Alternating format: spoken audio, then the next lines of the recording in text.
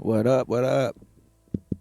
Does it work? It works. To stage 17 of the 2024 Tour de France. We have Cool. 177.8 kilometers ahead of us. Steady climbing and 3 categorized climbs to cap off the day. We start in Saint-Paul-Trois-Châteaux and we end up in Super d'Evoluy. It is a precursor to a return to the Alps in what is seen as the final battleground of this year's tour.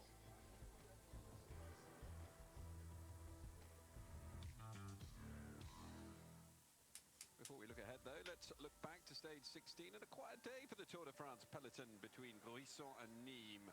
The threat of echelons out of the way, it was the final sprint that was the focus of attention. The Tour de France's green jersey didn't see that though. Biniam Girmay crashing out with less than 2 kilometers to go.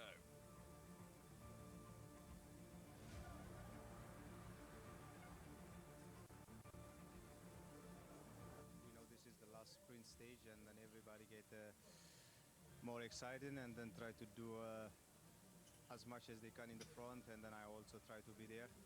And then there is also a lot of roundabout the last 10k, and then yeah, it gets narrow every roundabout, and then suddenly I don't know who is from EF, we touch our handlebar, he goes inside me, and then I don't have nothing to do, I just brake full, but yeah, I just find myself on the ground, but luckily I'm okay, I'm able to ride, so that's a good thing.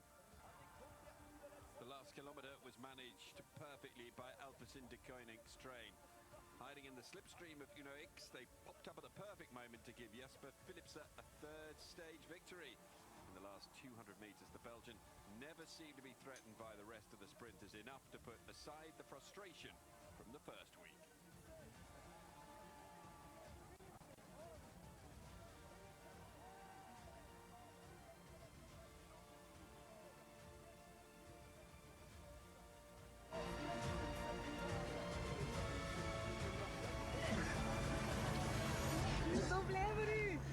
Of course, we didn't have the best start. I think we were also having a little bit of bad luck, but also finding our best legs. I think the shape grows a little bit during the Tour de France, so I'm happy we could also take the opportunities with a better feeling in the legs, and to also finish it off.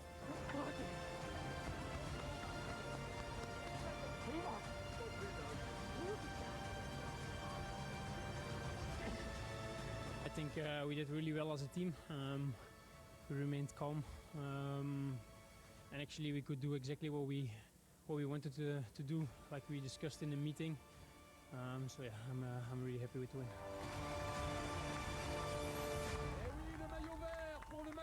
Well, with Girmay out of the sprint and possibly suffering the consequences of his crash, the race for the green jersey could well be back on before Nice. The remaining intermediate sprints will prove to be crucial. Just 32 points separating Girmay from Philipsen.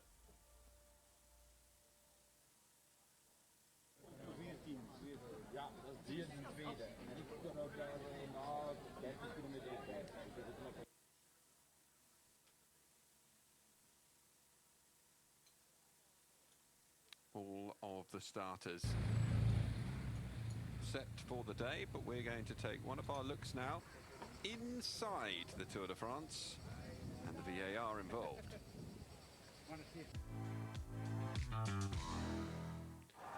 Since the start of the Tour de France, 2 final sprints have been affected by riders being relegated. Jasper Philipsen in Dijon, Arnaud Demar and Mark Cavendish in Villeneuve-sur-Lot. These actions and many others were reviewed in the UCI's VAR truck. And Hannah Walker has been on a tour of this to become and explain why it's become such an important tool for the UCI commissaires. Back in 2018, the UCI introduced video assistant refereeing, and inside this van here is the control room, all eyes for the UCI on the races. Initially, it was implemented for the 3 Grand Tours, the Giro d'Italia, the Tour de France, La Vuelta a España, the 5 monuments, as well as the UCI Road World Championships. Now, inside here, we're going to have an exclusive look at what goes on behind the scenes. Come and join me.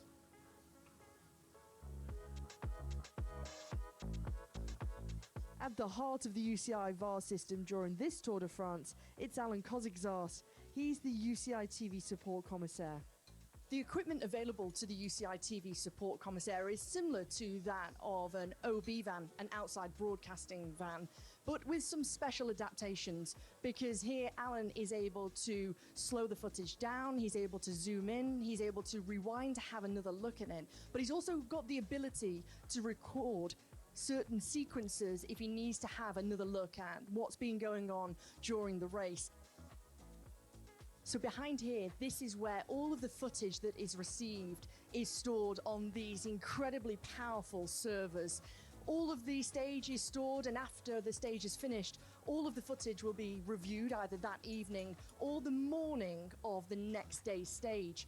Once the next stage starts, all of the footage is deleted and erased, apart from that is selected specifically by the UCI TV support commissaire, which is always kept by the UCI, and you can see the notes that are being jotted down here by Alan. During the 2024 Tour Got de too much France, going there's on. I got 16 camera angles that Alan Tour, has access to. stage 5 17. of those being the camera motorbikes. And behind me, I two got the shots from the 2 helicopters in the sky. Super Bowl There's 6 preview on cameras the finish line. Tubi. You've got the 1 photo finish shot. You've got 1 camera I at would the start, and of course, he's got the international replace the stream broadcast that with you can keep a close eye on. that. And you can see just over I'm my sure left I'd just shoulder get here, banned all before of I the know it. different So camera shots that he's Not got worth it. access to be able to have the best view and overview of what's happening during a stage. In 2024, this truck will be present at more than 230 races, which is 26% more than it was in 2023. Overall, by the end of this season, there'll be more than 550 hours of footage that they've monitored, checked, looked at throughout all of the races, and the ratio is 60% to 40%. 60% being on the men's peloton, 40% in the women's peloton.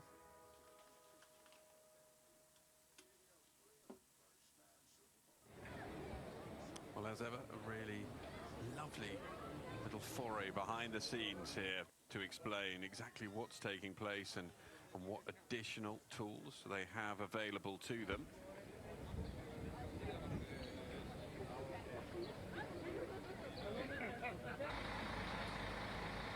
An interesting day ahead, though, starting out in Saint-Paul-Trois-Châteaux today. Let's see what our experts make of it.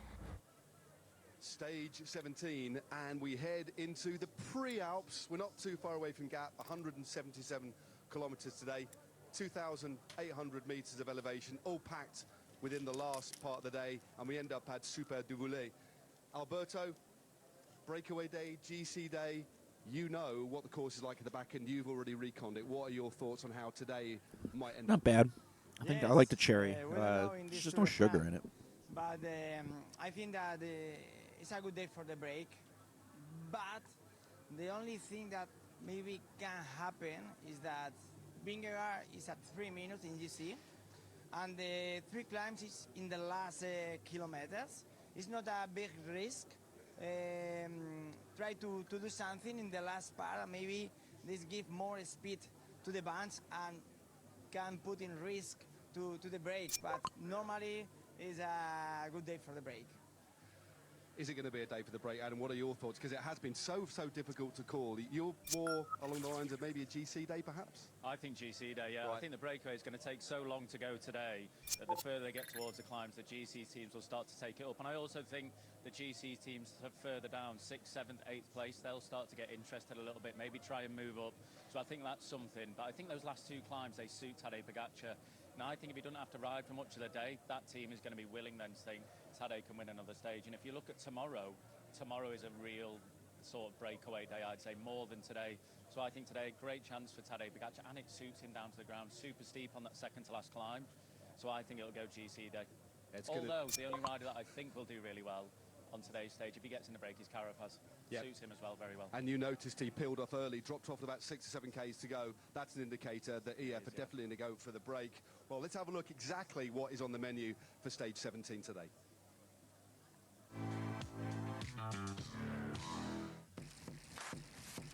Indeed, let's take a proper look at today's stage. We go into the foothills of the Alps. Setting off from Saint-Paul-Trois-Châteaux, it is a gradual climb all the way. There's a little peak just before Lépine, before they descend down to Veynes for the intermediate sprint. From that moment, it's through Gap and then starting the climb up the second category, Col Bayard. Then a descent before climbing again to the Col de Noyer. A first category climb with bonus seconds at the top of it.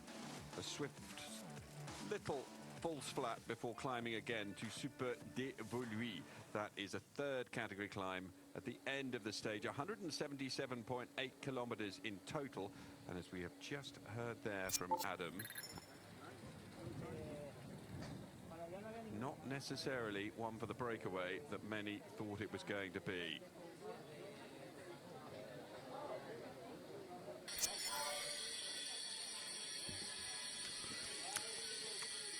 Well, we've been lucky enough to have Philippe Gilbert go up some of the climbs earlier on in the tour. Alberto's been out there for us. Pretty good for apple. These climbs today.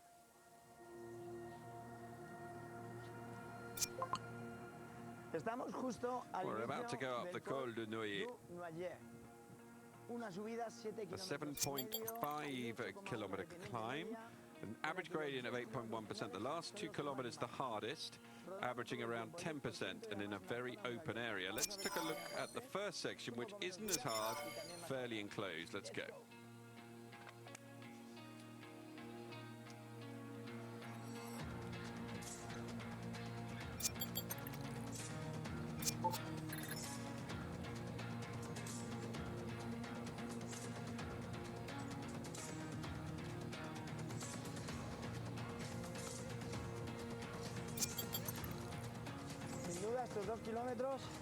Well, without a doubt, these last 2 kilometers are the toughest. If somebody wants to try something, this will be the place to do it. With riders running out of steam, someone could pay the price here.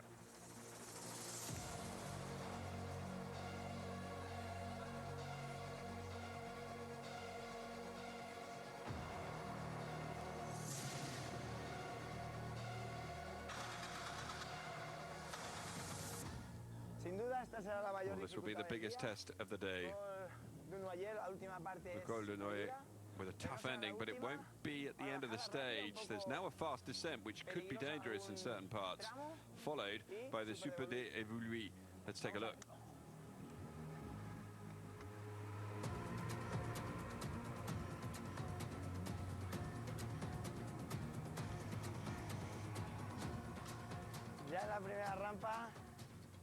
We're at the start of the Super d'Evoluy climb. The descent wasn't too complicated, but it was fast. This last climb, 3.8 kilometers at a 5.9 gradient average. First kilometer is the hardest section at around 8%.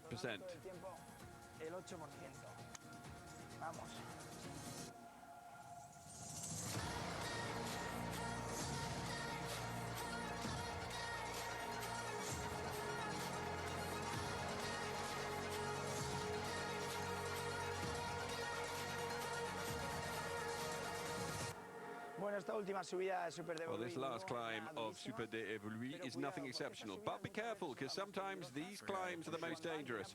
When a rider loses time on these faster climbs, sometimes it's where the strongest riders can make big differences with those that are having a bad day. Today's a day you can't gain too much, but you could lose everything.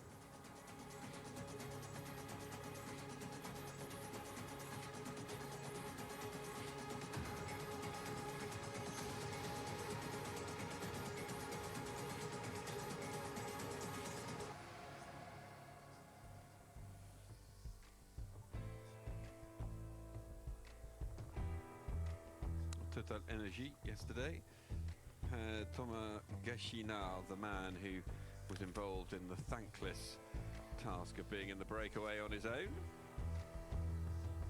And we're going to hear now from our experts about the teams that have lit up the breakaway so far on this tour. Has been few and far between, much less breakaway action. Interested to know what they feel is the reasons behind that, perhaps. Richard Carapace qui aura la distinction. Stage 17 then, looks like on paper it should be one for the breakaway. We've only had 3 breakaways that succeeded so far in this Tour de France. Man, this all of fucking which have had French winners. shit's lagging, All huh? the teams at the forefront of trying to get men up the road, so far unsuccessfully in terms of getting the stage win, have been EF Education Easy Post. Hannah, can a team like that do it today? You'd hope so. They've got multiple options to be able to do that with Ben Healy. They've got Nielsen Paulus. Richard Carapaz will be looking to add a Tour de France victory to his palmarès to become part of that elusive club of stage victories in all 3 Grand Tours. However, they've taken the risk, but it's all been without reward so far. So they've been the real protagonists. They've been very attentive in breakaways, but they've not been rewarded for that gamble yet. And similarly to Bahrain Victorious, still without a victory yet. And they'll be looking to try over the next 2 days in particular to try and win from the breakaway. So perhaps Wout Powell's today, but Matti Mohoric tomorrow. And Adam, what other teams think might be in the mix, and what do you think could actually thwart the breakaway today? Alpecin. I think Alpecin, definitely. Alpecin and the GC team. Do you think those sprint points are going to be hotly contested? Of course. And I think they'll try and hold it together for as long as they can, or put those riders in a breakaway, which if that happens, that's going to bring it very, very close to the finish, which then gives the likes of Tadej Pogacar, the GC teams, to really get on, and it suits them. A long, hard day. They don't have to ride for most of the day. So I think that will have a huge impact on the outcome of this race, and I'm going for a GC day more than anything. Tadej Pogacar, Jonas Vingegaard, even Remco on these little steep climbs, you know, he might be up there as well. So it's going to be a very difficult one, but I feel that green jersey is going to have the biggest impact on the day. Yep, so many different factors to consider. Add into the mix crosswinds and all the climbs packed into the back end. GC day, breakaway day, you decide.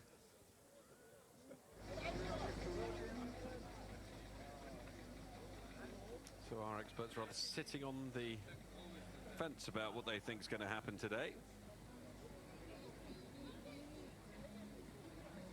Eritreans out in force, hoping that Gamay can hold on to green. Now let's hear from Christian Neyman.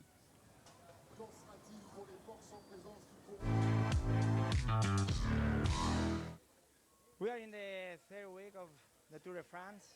Today is a mountain stage, and also the 3 climbs is in the last kilometers. Can be an option for try to recover time to Tadej Pogacar. Yeah, it can be. I mean, if we see a chance, for sure we will take it. I think on paper this is a stage which suits Tadej very well. So we will have to see what happens. But yeah, at least the last climbs are not that long, but especially the second last one is very hard. I think that for a big champion like Vingegaard with 2 victories in the Tour de France, it's not enough. At second, for sure, it's 3 minutes, but he has still with the confidence for win this Tour de France. Yeah, I mean, we all know that it will be hard. Today makes a very good impression, and he is 3 minutes ahead, like you say. But the tour is over in Nice on Sunday, and we will keep fighting until that point, because indeed Jonas won the tour the last 2 times, and he rather doesn't want to finish second. Do you have one stage especially focused for try to attack Tadej? Yeah, I think we have to take all the opportunities that are coming now, because there are not so many stages left, especially today and Friday, Saturday, of course, very hard stages, and the time trial on Sunday. But yeah, to make up 3 minutes won't be easy, so we have to find some opportunities. Thank you very much, and good luck. Thanks.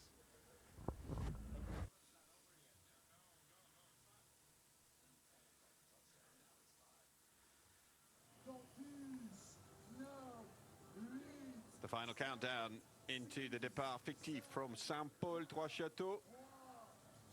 Riders all set to get underway here. Tomagashina sitting on the front row. Jonas Vingegaard in the polka dots. Remco Evenepoel in white. That polka dot jersey owned by Pogacar on loan to Vingegaard. Pogacar in the yellow. Gamay in green. And they head off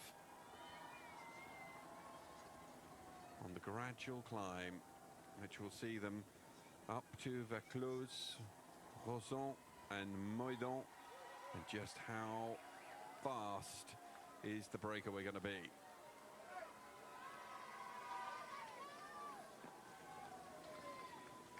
And will that breakaway be lassoed and hauled back in by Alpecin de Koenig? Are they going to look to control things today and try and ensure that Jasper Philipsen can get more points back in the green jersey standings? 32 points currently between himself and Biniam Girmay.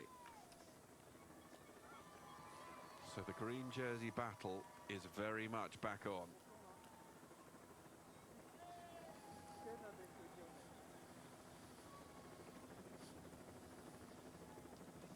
Nelson Paulus, we'll be hearing from him in a second.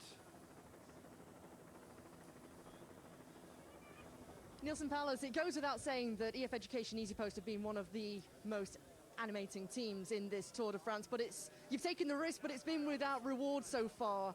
What can we expect from you guys today? Some more risk. It's windy, there's some climbs in the end, so we're hoping it's going to be a day for the break. At some point, the race will speed up from behind, so it's just a matter of how big the gap can get by then. And yeah, it's going to be interesting. It depends on, if the break takes too long to go, then there's a good chance it won't make it because the gap won't be big enough. But if it goes early enough, hopefully the gap's big enough to survive. It's incredibly windy here at the start, and there's the big threat of crosswinds, and of course, now that the green jersey competition has been closed, the gap for Jasper Philipsen to Biniam Girmay after that crash yesterday, are you also worried that maybe the breakaway will never go because Alpecin might try and control to take more points in the intermediate sprint? It could go that way. But like I said, I think it's impossible to predict, so we just have to be in the splits from the beginning, because I think the peloton will for sure split after probably 7K. If you're there, it's always better than being behind. So yeah, there's going to be 3 races, one in the crosswinds, one for the green jersey, and then one for the stage win. So it's going to be a confusing race for, not really sure how to get it right, but all you can do is just put yourself in the front and hopefully it works out in your way. Before we head to the big mountains, ultimately, today and tomorrow are the last opportunities for the breakaway specialists to win. They are. Today and tomorrow, we really have to go all in and hope that the GC guys want to conserve a little bit for the weekend. But yeah, we'll be trying to animate the race today. Thanks, Nielsen. Best of luck today.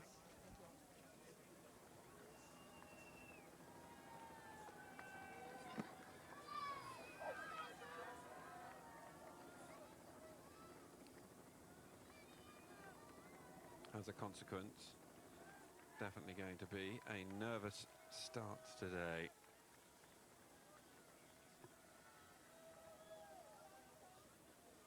Notre Dame Cathedral, although not the one that most of you would think of as the Notre Dame Cathedral, obviously in Paris. This one, the cathedral until the French Revolution, one of the 3 cathedrals in the Diocese of Valence.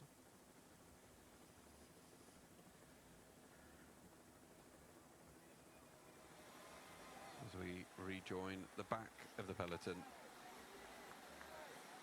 Well, the quiet before the storm. Let's go and join our commentators. It is Sean Kelly and first Carlton Kirby.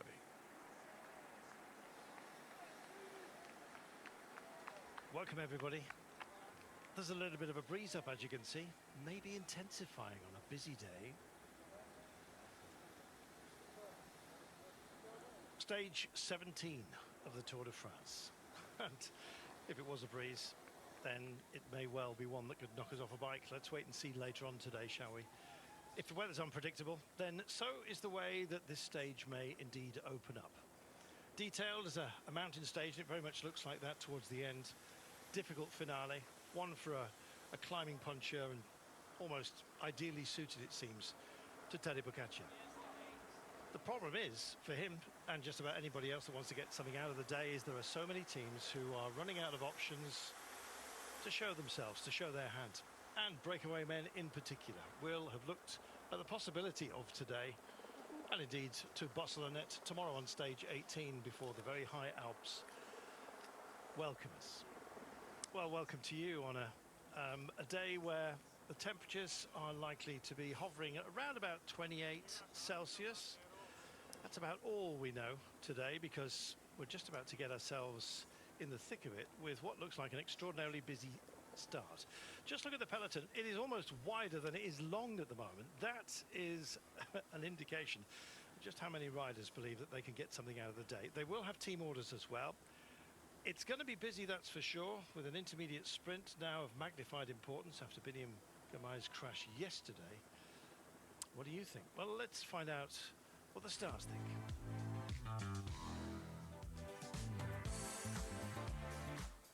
Well, after stage 16, we still have the same leader on the predictor. This is Ilenia Lazzaro, but her advantage has fallen to just 8 points ahead of Bobby Traxel and 18 ahead of Dariusz. Still 1 week to reshuffle the standings.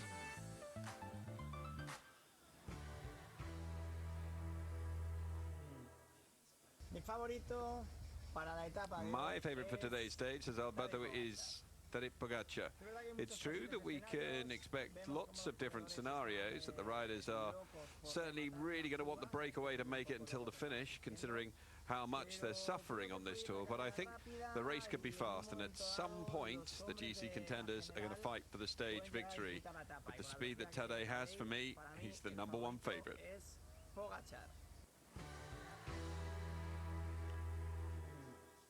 I predict the 17th stage of the Tour de France will end with a successful breakaway, and Richard Carapaz will be the winner. Ecuadorian from the EF Education Easy Post team will thus join the elite group of stage winners at all 3 Grand Tours.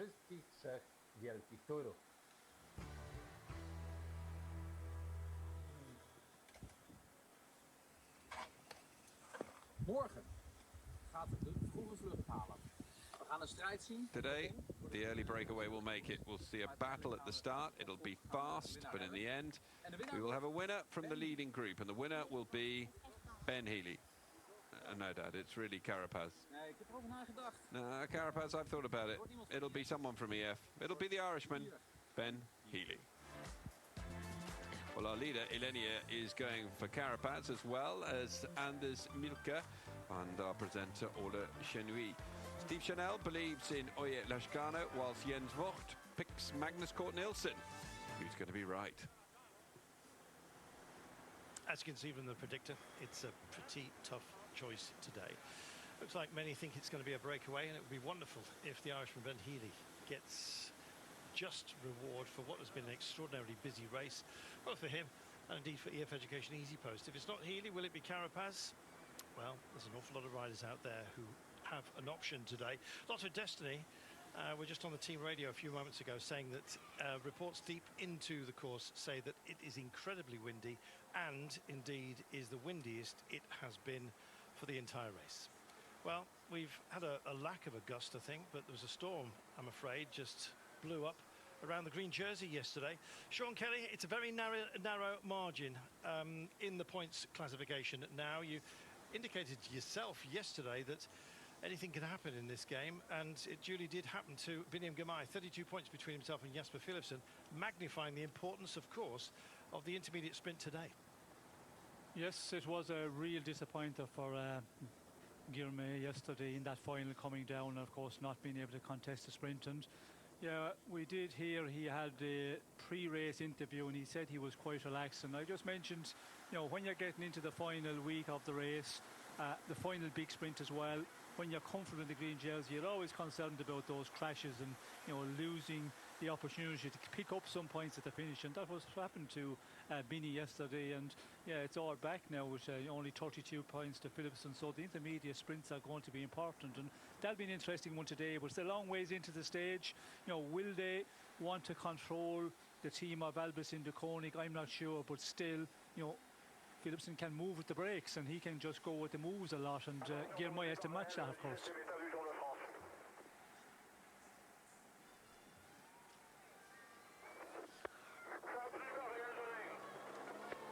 And we are underway. Not a grid start, but it may as well be. Just look at this. It's almost like a rolling Le Mans start, is it not? 178.8 kilometres, one of the longest mountain stages of the race, leading the field to Super de la Vie. Well, this is, you might think, a kind of a classic transport stage, but think again, it's got a huge sting at the tail at the end of today. The GC riders will be looking at each other. Nervousness, quite frankly, is the order of the day. Nobody's taken the bait just yet, Sean, but it's not going to be long, surely. No, you can see here it's really nervous, and as you mentioned, Carlton, there's a little bit of wind conditions as well there, but it's more about you know, who's going to go and break away. There's so many riders, so many teams could put men into the breakaway. And the danger one as well, the GC guys, they don't want to allow some of the men from the GC classmen teams to get into the breakaway. They're marking each other, as we can see here, you know, temperatures 27 degrees, perfect conditions for racing, cool down, you know, quite a bit. But yeah, this is going to be an interesting one. Who is going to really push on in the beginning here? Because we have a lot of flat terrain in this first, what, 50, 60 kilometres. So it's a complicated one because the guys want to get into the breakaway for this very difficult final. It's, you know, a real fast, powerful man start here. So the sprinters, the lightweight riders are going to have a bit more difficulty, but we can see all playing just a waiting game for the moment. Well, it's across tail at the moment as they come out of Dron.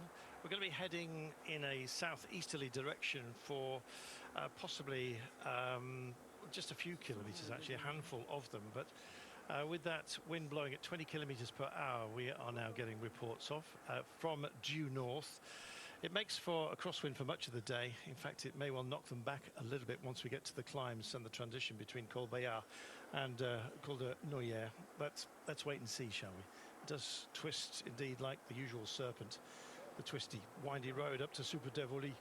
So, still nothing to be had, Sean, but if there's any pickings on the bone, then you can be absolutely certain that EF Education at Easy Post, after slowing down a little bit yesterday, as Matt Stevens pointed out at the very final, it looks like one of the EF boys may have had a little bit of a coming together with Biniam Gamay as well.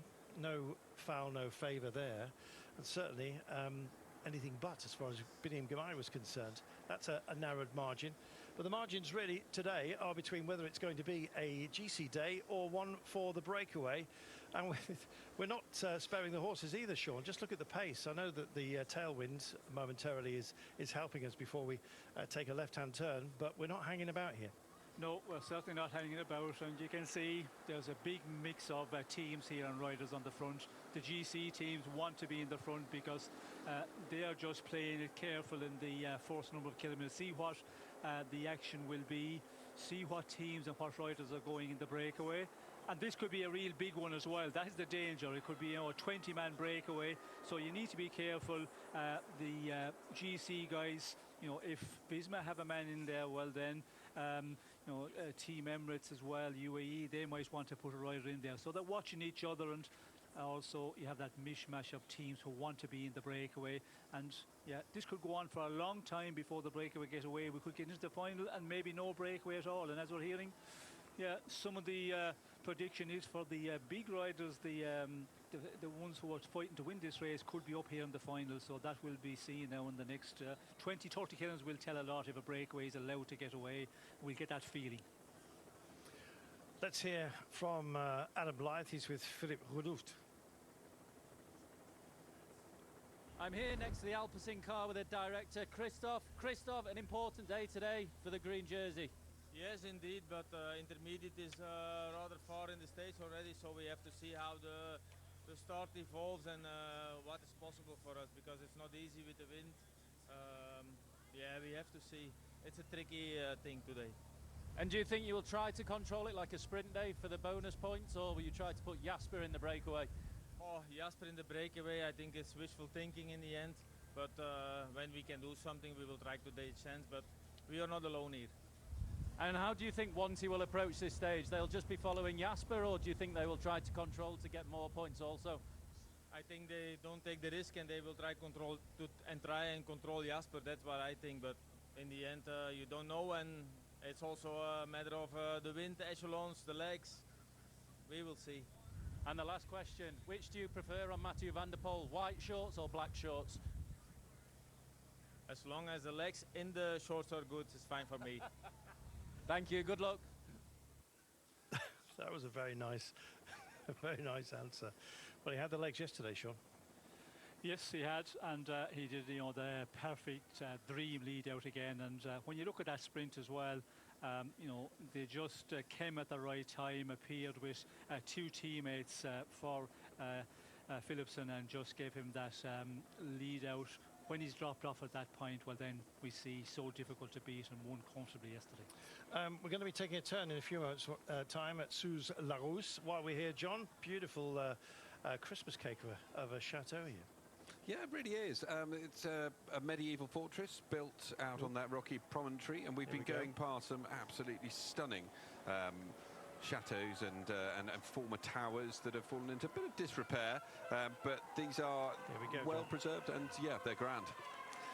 Taking it easterly, they cut through town. Suze-la-Rousse, kick-off point by the looks of things. And it's extraordinarily busy. Groupama Française wanted first to want to get involved. You can see that Visma Lisa Bike very much guarding proceedings at the moment. And no surprise that EF Education, they are going to essentially have a lead-out train to launch a breakaway here. And Vinengo is moving there very much in the front. As we can see also, Pogacar, the yellow jersey. So this is going to make everything nervous here. And we could see there the big men in this race of the battle to win. They're very much in the front of affairs. Yep, policing duties for the GC men. It's the conundrum, Sean. It's writ large in front of us. If it was going to be a break or a GC battle at the end of the day, it's one at the beginning. Here's just dropping in on this radio from UE. You need to get to the front, okay? I think something's cooking up. Well, it is and a bit of a yes. It's a nervous feast, Sean. Well, I think it's almost on the boil because it has been building there for quite a while. You could see right from the kilometre zero, and we can see it's Jumbo Visma or Visma Lisa Bike, sorry, who have been in the front. We could see Benoit there really pushing on, and this is a one.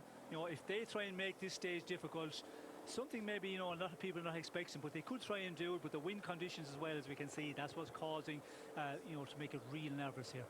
Not wanting to miss out, Albertson de Koenig just sending hands to the pump as well. They've got a big interest in trying to shake out Biniam Gamay. We'll see how he fares after his tumble yesterday. Looks to be okay.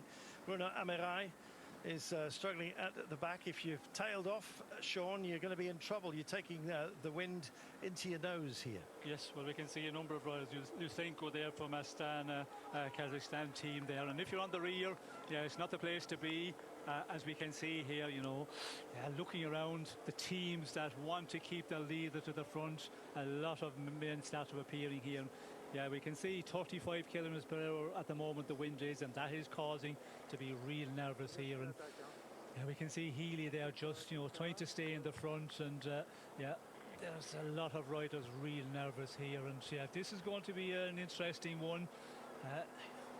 Everybody just being careful here for the moment. The pace knocked off quite a bit, but it looks like it's going to go on for quite a while unless we get a group getting away. But it's going to be so hard for a breakaway to get away when they're revving at 50 kilometers per hour at the moment, and the bigger teams wanting to control here. As we can see Mohoric coming to the front here with his GC man Butrago, and all real nervous on the front of peloton. Well, it was a crosswind pace we saw a few moments ago, and it's slamming into them on their left shoulder at the moment. It's a northerly. Once we get to Toulette, we will start to gently pick up and head in a northeasterly direction, but with that northerly wind blowing, Sean, and it looks like it's you can see from the billowing of the trees here, it's intensified.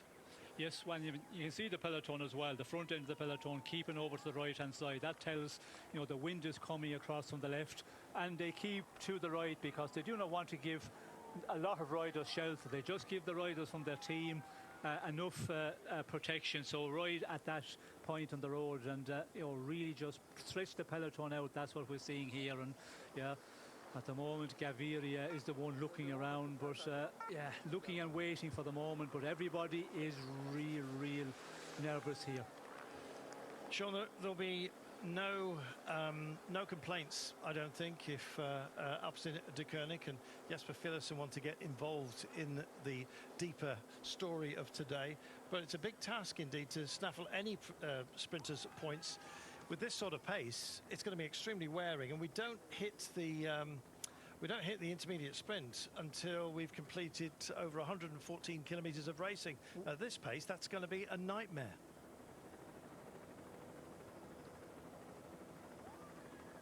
Well, lucky we're not going up there. That's true. But yes, we did hear from Rudhoff about Philipsen. You know, he's not a man who goes in the breakaways, but this sort of racing, he can do that. Belgium-style echelons, and the team as well of Alpecin de Koning, you know, they can stay up here to the front. But it looks like that, you know, everybody is wanting to be pushing on, and this is going to make it difficult for the breakaway to form. So that will be an interesting one for the green jersey, because when we get to that point, but as you said, Carlton, 114 kilometres into the stage, that is a long way out. Will it be all together? Will the main men in that classification, as we can see, the splits occurring already? They are. I've got to tell you that Jesper Philipsen is on about wheel 6 at the front. He is absolutely hell-bent on making this difficult. And if William Gamay has taken anything negative from that slam down he had yesterday, maybe it will indeed get intensified today. Those who like to linger at the back have been caught out. Louis Meintjes, unfortunately, in this little group of this little quintet, just up there ahead of Julien Bernard, who's stamping on the pedals, desperate to try and get back in. He's a dogged, determined kind of rider, as we saw in the French National Championships. 26 kilometres per hour now, Sean, the wind. It's come down just a little bit, but it's bouncing around that late 20s, early 30s margin.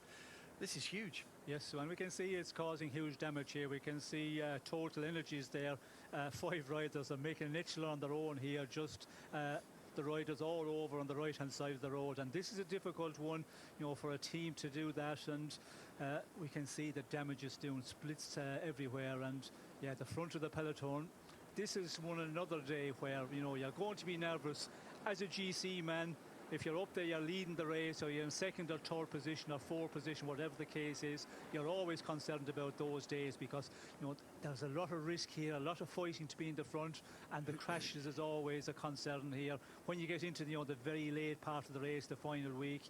And this stage, normally for the GC men, calm conditions, it should be a pretty relatively easy day, but it doesn't look like it's going to be at all at the moment. Remco Evenepoel calling for help. Jan Hurt clearly out of position a few moments ago.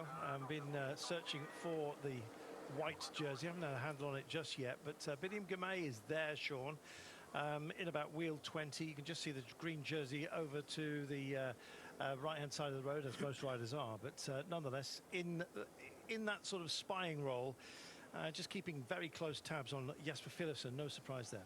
Yes, well, Jesper Philipsen is going to be comfortable enough riding in the echelons, and he has to follow Guilherme, because you just never know. They could a group of 20, 30 riders go, and they could, you know, stay out there for all day and go to the intermediate sprint point. So you have to be present. As you can see here, the damage is doing. There's a lot of riders, you know, in difficulty here. And if you're on the back end of the peloton, you're going to get into this situation where you're in an echelon, as we call it, where they ride, you know, in that formation. And they're just hoping that things will calm up out front. Well, you can see there are some riders who are clearly being called up to the fore. Jan Hurt is within this group, I think, just trying to move up on the right-hand side as they take this gentle left. It's a regathering, Sean, but the pace just eased off a little bit, down to 45 kilometres per hour. We've been up in the 50s. No surprise there, I guess you might say, but Adam Blythe is going to have a brief word with us on the bike for us this week, of course. Oh, hell yeah, this is the kind of racing that I like.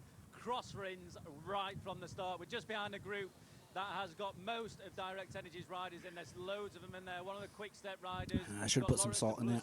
You've got a UAE rider that looks like Mark Soler in the back here. The cars are being let in the middle of the group, so they'll be able to use the cars to get back on. Pavel Sivakov as well, another UAE rider right on the front of this group. But I love this. This is like my kind of racing, straight from the off into the crosswinds. Damage can be done without climbs, and I absolutely love it. It's probably going to come all back together, but this is the racing where you have to be vigilant all day. The racing where you have to be at the front and really use that teammates, put yourself in the right position as well. I just love it. Back to you, commentators. I think he loves it, Sean. No surprise. It is exactly what we've been hoping for quite a few days, to be honest. Some wind's blown up, and it's an extra factor in what is always going to be a dramatic day anyway. Yes, well, some riders love it, but at this point, day 17 in the Tour of France, you know, fatigue is there, and I'm not sure if there's an awful lot of riders love this. The GC men, I'm not sure if they like this because they would prefer an easier day today with the two huge days we have in the Alps on Friday and Saturday. And there's a lot of riders, as we can see there, total energies, as Adam said. We could see they were opening echelon, just the 5 of them very much out the back of the front part of the race. But yeah, it's slowing down at the moment, and we can see there, yeah, there's groups there. Bennett's group just a little bit back at ANC seconds, but it is knocking off in the front, and it should come back together again. But the problem is now it's going to be nervous all the time because of this, very fast start. It's going to be continuing on. When we get into open sections again, it's going to start going, and this is going to be an interesting one as we come out of this village and this town.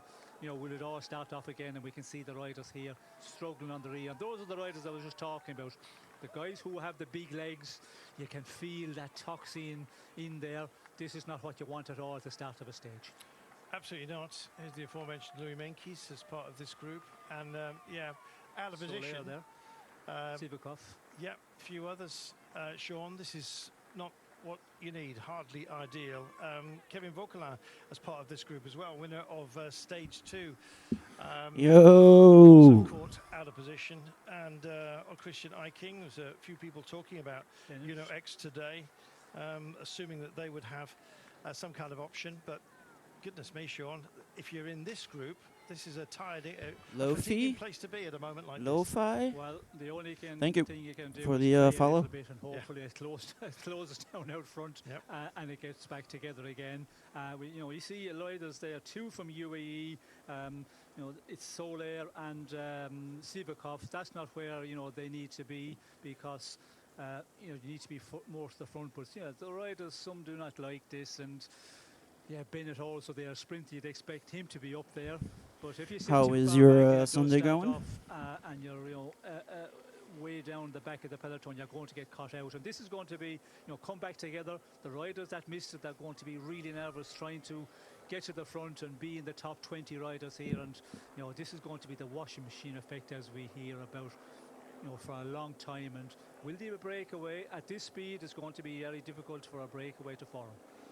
Okay, Paul, happily up here. He's got his team now trying to, I guess, I don't think he's put a blanket on it today. How on earth do you marshal a day like today when so many teams have an option? You just can't find allies to try and close it down, as if indeed it could be possibly at the moment. There's the group with Bennett. Today is a little just trying to get itself back in. Looks like they may well make Right, it. build There's been a lot of talk, Sean, about the broader brutality of zone this final 2. week. I think every single week has been horrendous. So really, just in kind terms of its brutality. It's been time and glorious saddle. for us to watch. Straight out of the box, we were climbing, of course. Good at middle the to stages high 1 zone and 2 and victory, just kind of for spin it out. I France, haven't done like a the 2-3 midweek hour with ride in the, a while. So gravel stage, of course. Then we went up to Lyon, the Puy-Marie. We've had the Tourmalet as well. We've kind of delayed worrying about this week, Sean. Well, it's suddenly come upon us like a ton of bricks. And today, quite frankly, I think is potentially going to be unexpectedly brutal. This was supposed to be an entree. and I tend to be a little quiet, so No, not at all. And yesterday, we were talking about the windy conditions in that part of the parcours. Wasn't as much as we're expecting, but today it's definitely blown a real strong one out there, and it's causing these problems at the start. And the riders are struggling to stay in contact here. They're just hoping that it will slow down. And yeah, this could be a real difficult day. And when you look at the route, we were all talking about this difficult week, but the weekend we were talking more about tomorrow, and Friday and Saturday. They're the 2 big days, and this is something that is going to build a fatigue more because the way they're racing. If it continues for all through the day for most of the stage, well then it'll be another difficult day for all. 161 kilometres to go. Well, it's time to get another feel for the way that today has indeed launched itself. We've got Larry Warbas and Danny King. Welcome to the pair of you. First of all, Larry, what a start. And it's like a hammer blow for some of these riders, surely. Yeah, absolutely. I think I heard there was some talk of crosswinds before, but this is, even better than I expected. So, yeah, it's a lot of stress for these guys. It's not easy, but it's exciting for us to watch here at home. Yeah, it's amazing. What a start, Danny. It's been breathless right from the very beginning, and it looks like there's going to be no let-up. Yeah, it has. Absolute nightmare for these riders off the back now, having to work incredibly hard to make it to the back of the peloton, and specifically for UAE Team Emirates with Pavel Sivakov and Marc Soler in the back. And we saw earlier that Tadej Pogacar was a little bit isolated in terms of the team around him versus the Team Visma Lease bike with you know, for Jonas, he had teams surrounding him when they got into this crosswind section. So I think it's going to be a little bit of a relief. It looks like they're going to be getting back onto the peloton here. But for UAE, they need to almost step their game up here and make sure that Tadej is protected. You can see Tadej right at the front of the peloton on the right-hand side in his yellow jersey, of course. But he needs his teammates around him on stressful parts of the race like this. Yeah, oh, sorry. Sorry, Larry, I was going to say it feels like a battle of attrition, this one. Yeah, and I think the thing is, one thing we saw at the start was you saw all of Jumbo lined out in the front. They were there at before kilometer 0, really before they were just on the bumper of the car during the whole neutral. And UAE was nowhere. So you saw what the director from UAE said. It's, oh yeah. I have a little bit of a problem saying Visma Lease bike. I know I need to get better at that, but yeah, it's not easy. We see my teammate Bruno Armirail is on his limit, but yeah, it's a tough one. Just what sort of encouragement, Larry, are they screaming into their ears at the moment, or is none necessary at a moment like this? They know what their job is. Yeah, I mean, right here, there's definitely going to be a lot of stress on the radio. They're going to tell everyone to get to the front, even though everyone already knows they need to be at the front. But yeah, I can tell you, Bruno, as soon as he gets back into this group, he will go to the front because he won't want to get caught out again. Absolutely. John, while we've got a moment of calm, something special here, quite clearly. Yeah, another one of these quite stunning chateaux that we've been coming past. We had the Suze-la-Russe one originally, then we've got the Chateau de Grignon here. In 1669, the Count of Grignon married François Marguerite de Sévigné, daughter of the famous Madame de Sévigné, and after their marriage, this chateau was built. Dismantled during the French Revolution, it was started to be restored from 1979, and is now the largest Renaissance chateau in the southeast of France that you can visit. Whenever you have to say the famous, it means that they weren't that famous.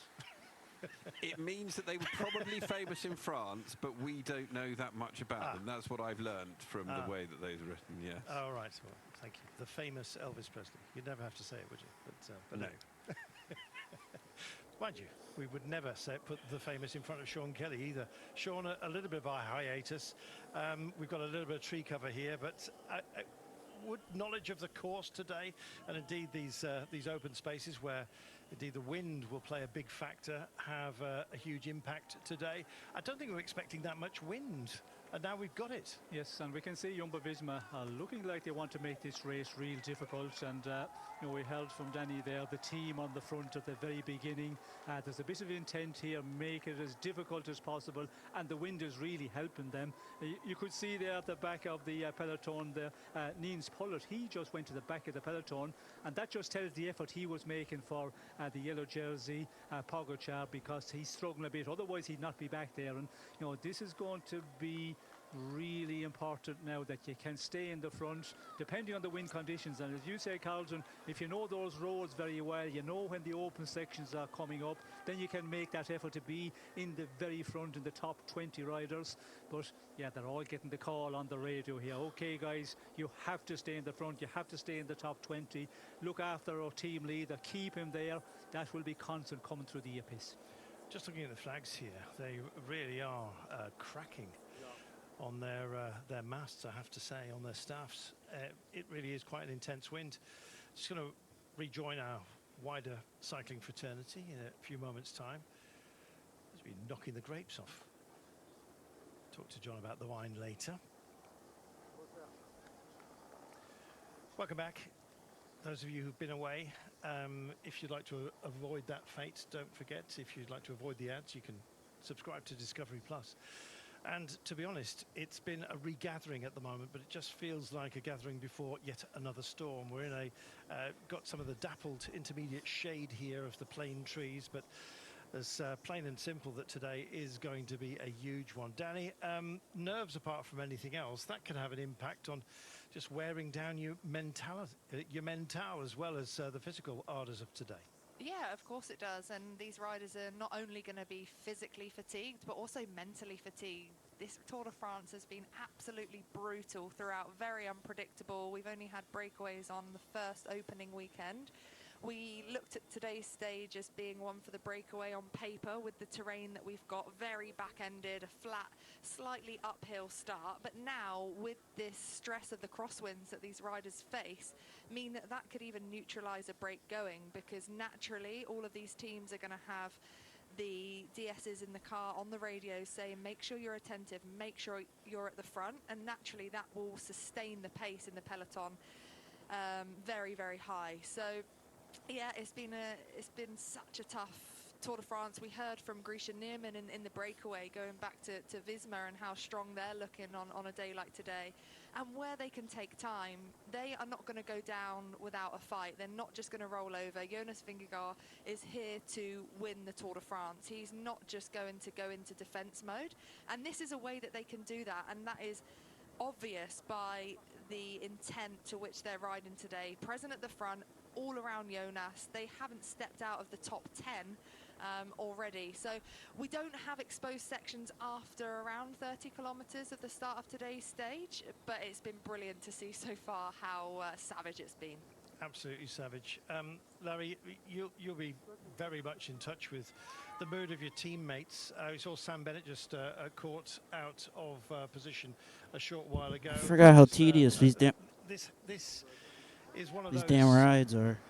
One of those days where Slow you and have to gather your steady. resources, because if you don't, even substantial resources like Alexei Litsenko, quite clearly, don't know whether he's had a technical, it looks like he's gelled up to the eyeballs as well. So much to think about, and then you have to think about something else. Yeah, for sure. You know, I think there's also, you know, quite a lot of guys in the peloton. I guess the fatigue's been wearing them down, but there's also been some sickness going around. And, you know, I know Sam, he was feeling a bit under the weather. He was still able to, pull out a decent ride yesterday. But, you know, a guy like Alexei Lutsenko, normally he'd be at the front. So I'm sure he's probably struggling with maybe, a little bit of sickness or something, because to see him get dropped in the wind like that, it's pretty uncharacteristic. So it's definitely not easy, and you can see there's still a lot of stress going on with all these riders at the front. So I think they're expecting more splits, but it's going to be a stressful one for the next 30K. John, I'm going to have to come to you. We've got a brief hiatus, but we've passed by some amazing Roman ruins along the way here. Nîmes, of course, famous for that. We've left that behind us, but spectacular. Yeah, and one thing that's definitely worth going to see, which has sprung up in the last, I think it's 10 years, is there's an incredible museum in Nîmes dedicated to where the arena came from, the time that the Romans were present in Nîmes. What we just went past were the Gallo-Roman remains of Vaison-la-Romaine, which in 1838 was discovered as a historical archaeological site, and then it wasn't until 2005 that they really began to restore it and start to rebuild it. And we saw the little amphitheatre reconstruction that started to take place as we went past it there, but just another fascinating example. Either a quarter way or halfway. I don't know, maybe I'll try for 3. Vines, where it was, of course, the Romans who introduced the vines to France and started to grow them here. So the legacy goes on. Yeah, something my Italian friend Massi Adamo constantly reminds any French person he meets is it all came from Italy. There we are. 155 kilometres to go. Yeah, ancient times. We've been there has been settlements here as well. Time to ponder today, and indeed the moment. As you can see, 25 kilometres per hour. It's a crosswind still coming in from the north as it does, but we're all bunched together, Sean. It looks like the temperature of the pace at least has been knocked back momentarily. Yes, well, it tells that the wind is not as blown in the right direction as it was some kilometres back the road. But again, we can see here, you know, they all want to be in the front now. They've got that scare, some of the teams and the riders, and Yeah, it's going to be just a nervous one, and the pace is going to stay quite high, and that is going to be a difficult one for the breakaway to form. So this could be a day where we could see it going into the final, and it could be the men in the GC be fighting out in the end. 154 kilometres to go, and it looks like everyone has been through the rock tumbler at the moment. Nerves, most definitely. We're going to hear from Adam Blythe. We're going to link up with him live. Adam, how on earth is it going?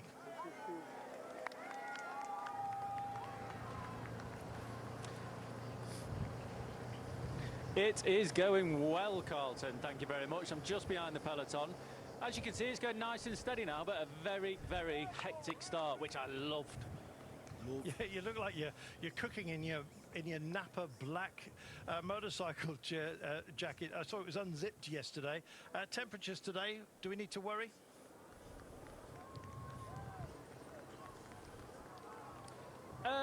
Not necessarily worry, but it's around the 30, 33 mark, I think it is now. Yeah, 33 degrees now, but it does feel cooler. The wind is blowing, the riders are riding quicker, so it is a lot cooler than it was yesterday, that's for sure. Well, it feels cooler anyway. Adam, could you see any weakness from any of the teams specifically when the crosswinds did cause a split in the peloton? And do you think there are chances for any more echelon action? Or is it now chance for the breakaway to become established?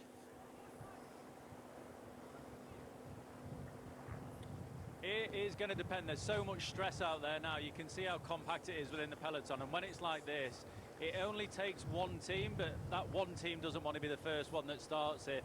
There's no room to really move. There's no room to move up. We are going to head in this direction for a little while longer. The wind is blowing from my left shoulder to the right.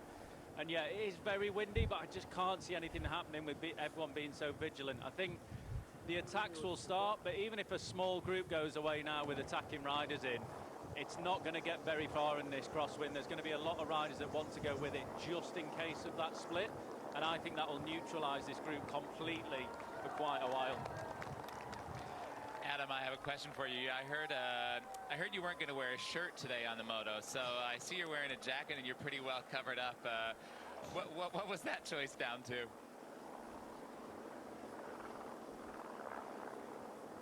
It was down to the ASO, Larry. The ASO would not let me take my top off under my jacket. They don't realise how hot it is on this motorbike. It's ridiculous, man. If I'd have got it, if I could have taken it off, it would have been great. I could have worked on my tan, all that kind of stuff. But yeah, I just want to be like you, Larry. You've got the best hair in the world and a banging tan as well. Just a handsome chap. Thanks, Adam. Adam, Sean here. Can you go to the front there with the motorbike and just pull the peloton along and try and form a break? Because, as you say, it's slowing down, but it's still going at 40 kilometers per hour. That ain't slow for me.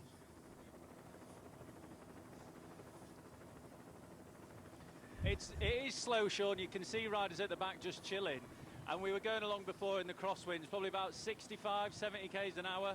So when they do get on the gas, it's going quick. And look, if I could get to the front of this peloton now, tow some riders along, just get them on the back. You know what it's like. Just slowly just get them behind me. Get that crosswind going, close half the road off and cause a break. I would absolutely love to. Ideally with the GC guys split all over the road, so we've got a hot contest on our hands. I'd love to do it, but sadly, I think I'll get in trouble and kicked off the bike race. Take care, Adam. Thank you so much. Look after yourself and keep an eye on it for us. We'll be back with you later. 151.6 kilometres to go after such a hectic start, Larry. It looks like a little bit of easement, at least for the time being. Yeah, I think when we saw Wout van Aert go to take a nature break, that shows it's definitely a little more relaxed, and his team wouldn't have let him do that if it wasn't, yeah, I guess if it was an important moment, he wouldn't have been able to do that. So I think, unfortunately for us, we might not see these huge splits in the crosswinds anymore, but there's still, yeah, a few kilometers left of risk, and then after that, I think we'll see a breakaway go up the road. Time to have a brief discussion, Sean, amongst the teammates here. Almost as what the hell was that? And then all of a sudden it kicks off again. There's no rest at all for the wicked. Here we go. They're trying to form the breakaway. But as Larry said, you know, normally when the riders stop for a nature break, things calm down.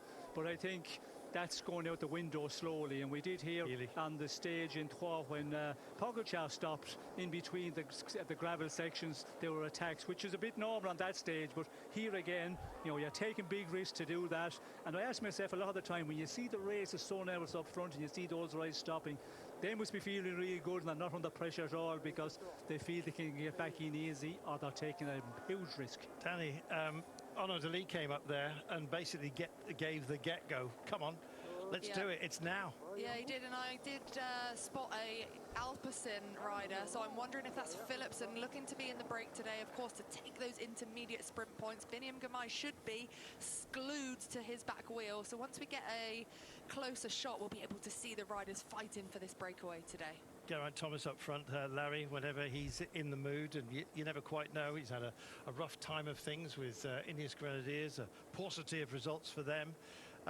Clearly, it's deemed as a chance today. Yeah, definitely. I think actually G is one of the sort of outside, not that he's an outsider, but one of the outside bets I had for today is, you know, I think it could be a good opportunity. Ineos, they really, they need a stage win in this race, and yeah, today could be a great chance for him with the hard finish. But as you see, it looks like those big teams are not letting any really big groups go. I saw UAE, they started to react after, you know, more than 10 guys went. So they're not going to want too big of a group. And yeah, you can see there's still a bit of wind because they're still kind of moved on the right side of the road. So I think we'll see a big fight. We'll see a big battle, and this could take a while here. Sean, this is growing. Yes, well, we can see here the way it's, you know, a group off the front, then they come back and there's a big flush of riders, left and right, they come over, you get crowded out, and that's what we're seeing with some of the GC teams as well, wanting to hold position here. And, you know, Van Aert again, he's back already, and that just tells how good he is and how much he likes this race. And as I said, the Belgians, they just thrive in this sort of conditions, and this is going to be an interesting one now. Is Van Aert going to, you know, continue on a breakaway, or does he want to pull the peloton along and cause a split with his leader, Vingegaard? Is that the tactic, or does he want to get a group away and be in the breakaway of the day? And looks like he's want to push on here. And Visma Lease bike, I think the tactic is make this stage as difficult as possible before we get to these difficult stages on the weekend. And we've been talking about that for the beginning of this race, before the race. Will Vingegaard be better in this final week and in the big Alpine stages? Danny, it's a conundrum. We had 6, then we had 10, then we had 30. That was all regathered. Now we've got a quartet followed by a sextet at the moment, by the looks of things, and it's all still very much to play for. Surely this can't go on forever. I think it actually can, Carlton. We've got 12 teams without Actually said a stage. I hope it does. Yeah, we've got 12 teams here, kind of in that desperation without a stage win, and it's a really tough stage for you know, a breakaway to become established with the riders that make it, because you need a strong guy on the flat terrain or slightly uphill that we've got until those real back-end climbs start. But to win this stage, you have to be good on the climbs. That Category 1 climb that comes, you know, tops out at 11.5 kilometers to go is absolutely brutal. 7.5 kilometers at 8%, and there's around a kilometer section towards the top with the gradients of 13%. So if you're looking to take the stage, you have to have a good climber in the race. There's going to be a lot of teams neutralizing the break, wanting it to come back together until that composition of the break is perfect. So I could see this going on for a very long time. Larry, this day has got so many different action points and so many different kinds of riders who would thrive at any one sort of 20 or 30 kilometer section. It makes it extraordinarily difficult to predict, as we've shown from the very beginning. But these 4 riders, they've got some real strength about them, haven't they? Absolutely. You know, I think it's an interesting mix because you have Jared Drisners, who's quite strong on the flat. Obviously, Wout van Aert is one of the best. And then you have 2 climbers. So, yeah, it's going to be hard to...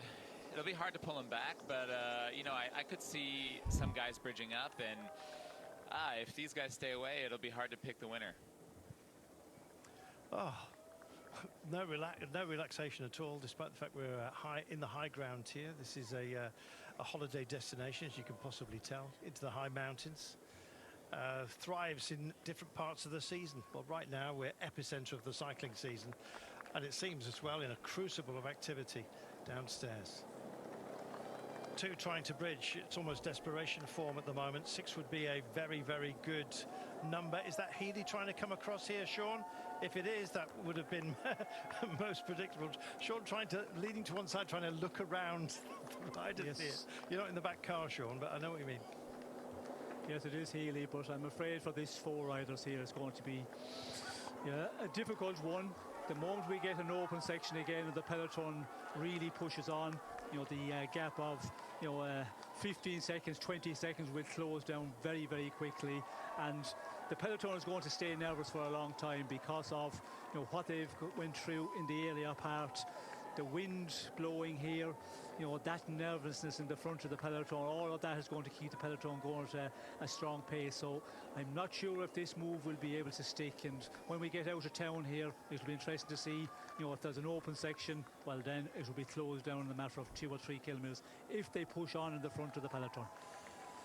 Johannesson, Van Aert, Tejeda, Drijsnes, that is a real fighting force.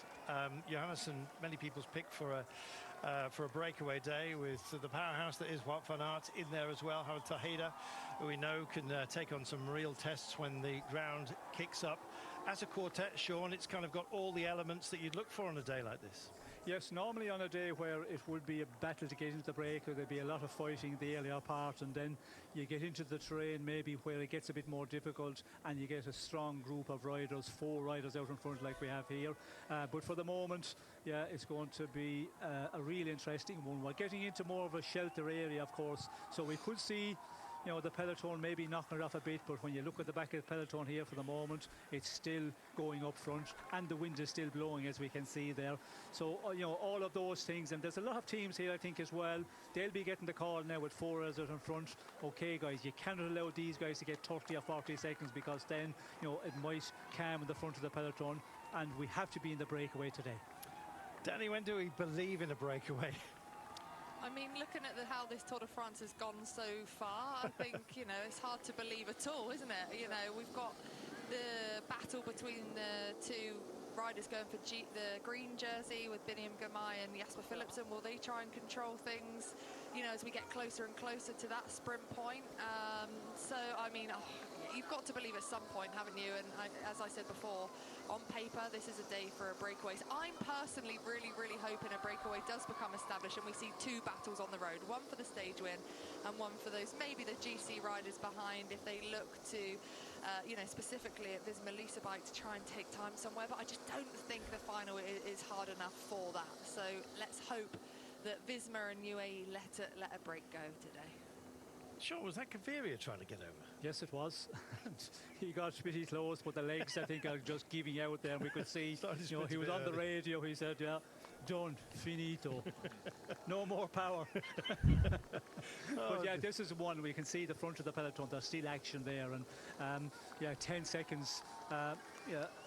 Will it settle down? I don't think. There's a lot of teams wanted to stir it up a bit, but yeah, the 4 men out in front, they're serious ones, and if they're allowed to get a little bit of a slow down the peloton, then we could see the advantage. All right, let's stretch break. This is a gentle drag, a false flat upwards, or Geraint Thomas still having another go. Ben Healy kind of decided to preserve himself just for a moment before he went again. Focus, of course, on Biniam Girmay, Larry. Yesterday, desperately bad luck for him, but it's blown the green jersey competition wide open, hasn't it? It has, but I think the thing is, looking right now, he looks quite good. He doesn't look like he's really, really struggling too much, so that's a good sign to see. We wouldn't want to see that competition, come down to an injury. I think he's been going so well. Yeah, it'd be cool to see them fight it out to the last moment, but I can't imagine Intermarché letting Jasper Philipsen get anywhere up the road today. So yeah, we'll see what happens, but I think we're going to see a long battle here, because there's a lot of teams that have missed out, and there are a lot of teams that can't go home empty-handed, so we're going to see a long fight here. This is going to be believable as a breakaway in any other scenario, but only 9 seconds, I'm afraid now. And still Ben Healy is doggedly determined. He's drifting over to the right-hand side of the road, trying to get another launch away here. Can't quite get in just for the time being. Gosh, and here we are, back downstairs. That is Healy in about wheel 6 by the looks of things. Just trying to get a bit of a slingshot. Sean, he can't get up there. No, and we can see it's Bissinger there on the front and just keeping the pace real high. So EF Education are interested in this one, and not surprising with the riders they have got there and the way they have been, you know, so active in the breakaways and not getting the advantage enough to go to challenge for the stage victory. So it looks like they're just keeping the tabs on this breakaway, and Healy we see has been very active. Of course, Carapaz as well is another one. This sort of final suits them perfect, but the problem is to make the breakaway on this terrain is a difficult one for the smaller, lightweight, the climbers guys, because it's the more powerful men have the advantage here in this earlier part of stage. Danny, just dwelling on Jasper Philipsen as he was making his way back in, not quite sure why, maybe a minor technical. If it hadn't been for his relegation within this race, I mean, if you factor that in as well as the crash yesterday for Gamay, it's basically neck and neck with it all to play for on the intermediates, and he was very busy at the top of the day, wasn't he? Yeah, he was, but it looked like no stress there for Jasper Philipsen. Must have been, yeah, like you say, Carlton, some sort of technical problem, but just getting back into the peloton as his teammate in Sylvain Dillier was just in front of him. So I think, yeah, I mean, if it wasn't for the relegation or the crash, but that's part and parcel of bike racing, isn't it? And we've got 32 points separating the green jersey, and we were discussing it on the breakaway as to Philipsen's chances to take that green jersey away from Biniam, and I think the general consensus was only if Biniam has come out of that crash worse off than we believe he has, and that he can't continue the bike race, because there's 20 points on offer in the intermediate sprint for the top 15 riders, and the points obviously going down depending on your position in those. But it would mean that Jasper Philipsen would have to, you know, almost win both of those intermediates, and for Biniam Girmay not to score in at least one of them, and then come down the ranks in the other. And there's not a huge amount of opportunities left. Today's stage, and I believe stage 19, where the intermediate sprint comes before any climbing. So I'd like to think Biniam is still safe with the green jersey competition, but this bike racing, anything can happen. Sean, we'll talk about the sprinters, but very busy today were, of course, Visma Lease bike. What's their plan? Have they suddenly changed it with Wout van Aert? Is he going for an individual today, or is he going to be on drop-back mode for Jonas Vingegaard later on? Well, it was an interesting one when we see him going in the attack, and I mentioned that. Was he trying to get into the breakaway, or was he trying to just keep things stored up and keep the race real nervous? And maybe he was hoping that there would be more action, that a lot of teams want him trying to get across the break immediately, or even when they had that, you know, 10 or 12 seconds advantage. But we can see that he knocked it off again now, and it's all back to attacking again here. And, you know, yeah, it's a great stage here, because this one was a one where we could have seen the breakaway being allowed. The GC men teams no interest at all, but it ain't the case, and we go on, and it's just attack after attack. Absolutely relentless, Larry. I'm loving it. I'm sure you are too. Yeah, I think it's going to be a long battle. It's good to see Kevin Vauquelin up there after his stage win. He's getting back into it, so yeah, it'll be a good day and a tough stage. Come on, heart rate, let's go. Going on for another 40-50K, so not going to be easy. It is not easy by any means, and it's just starting to fracture on the nose of the peloton yet again here. It is funny that we see. It is funny that we see Gaviria getting up here in these breaks, because I understand it's really important for Movistar to be in the breakaway today, but I don't exactly know why he would want to go in today, considering it's going to be a climber and an uphill finish. But it's cool to see. Also, for my pick in the predictions, I went for Oya Lascano for that team, and yeah, as Larry said, one team that need a stage win, you would say, and they have been active in the break. And for Oya Lascano, we saw how well a standout ride in the Dauphiné to finish 9th on the GC. But this is absolutely ideal terrain for him. He's so strong on the flat, but also can climb. And that's what we've been talking about, having that perfect combination to be able to get into the break, but also then have the chance to win a stage. So I would hope, selfishly as well, that we will see Lascano come into the fore very soon. Well, I think, Danny, that Gaviria is blocking for Lascano up here. We can see he's just, rolling around the front, not contributing at all. So he's definitely riding for you, man.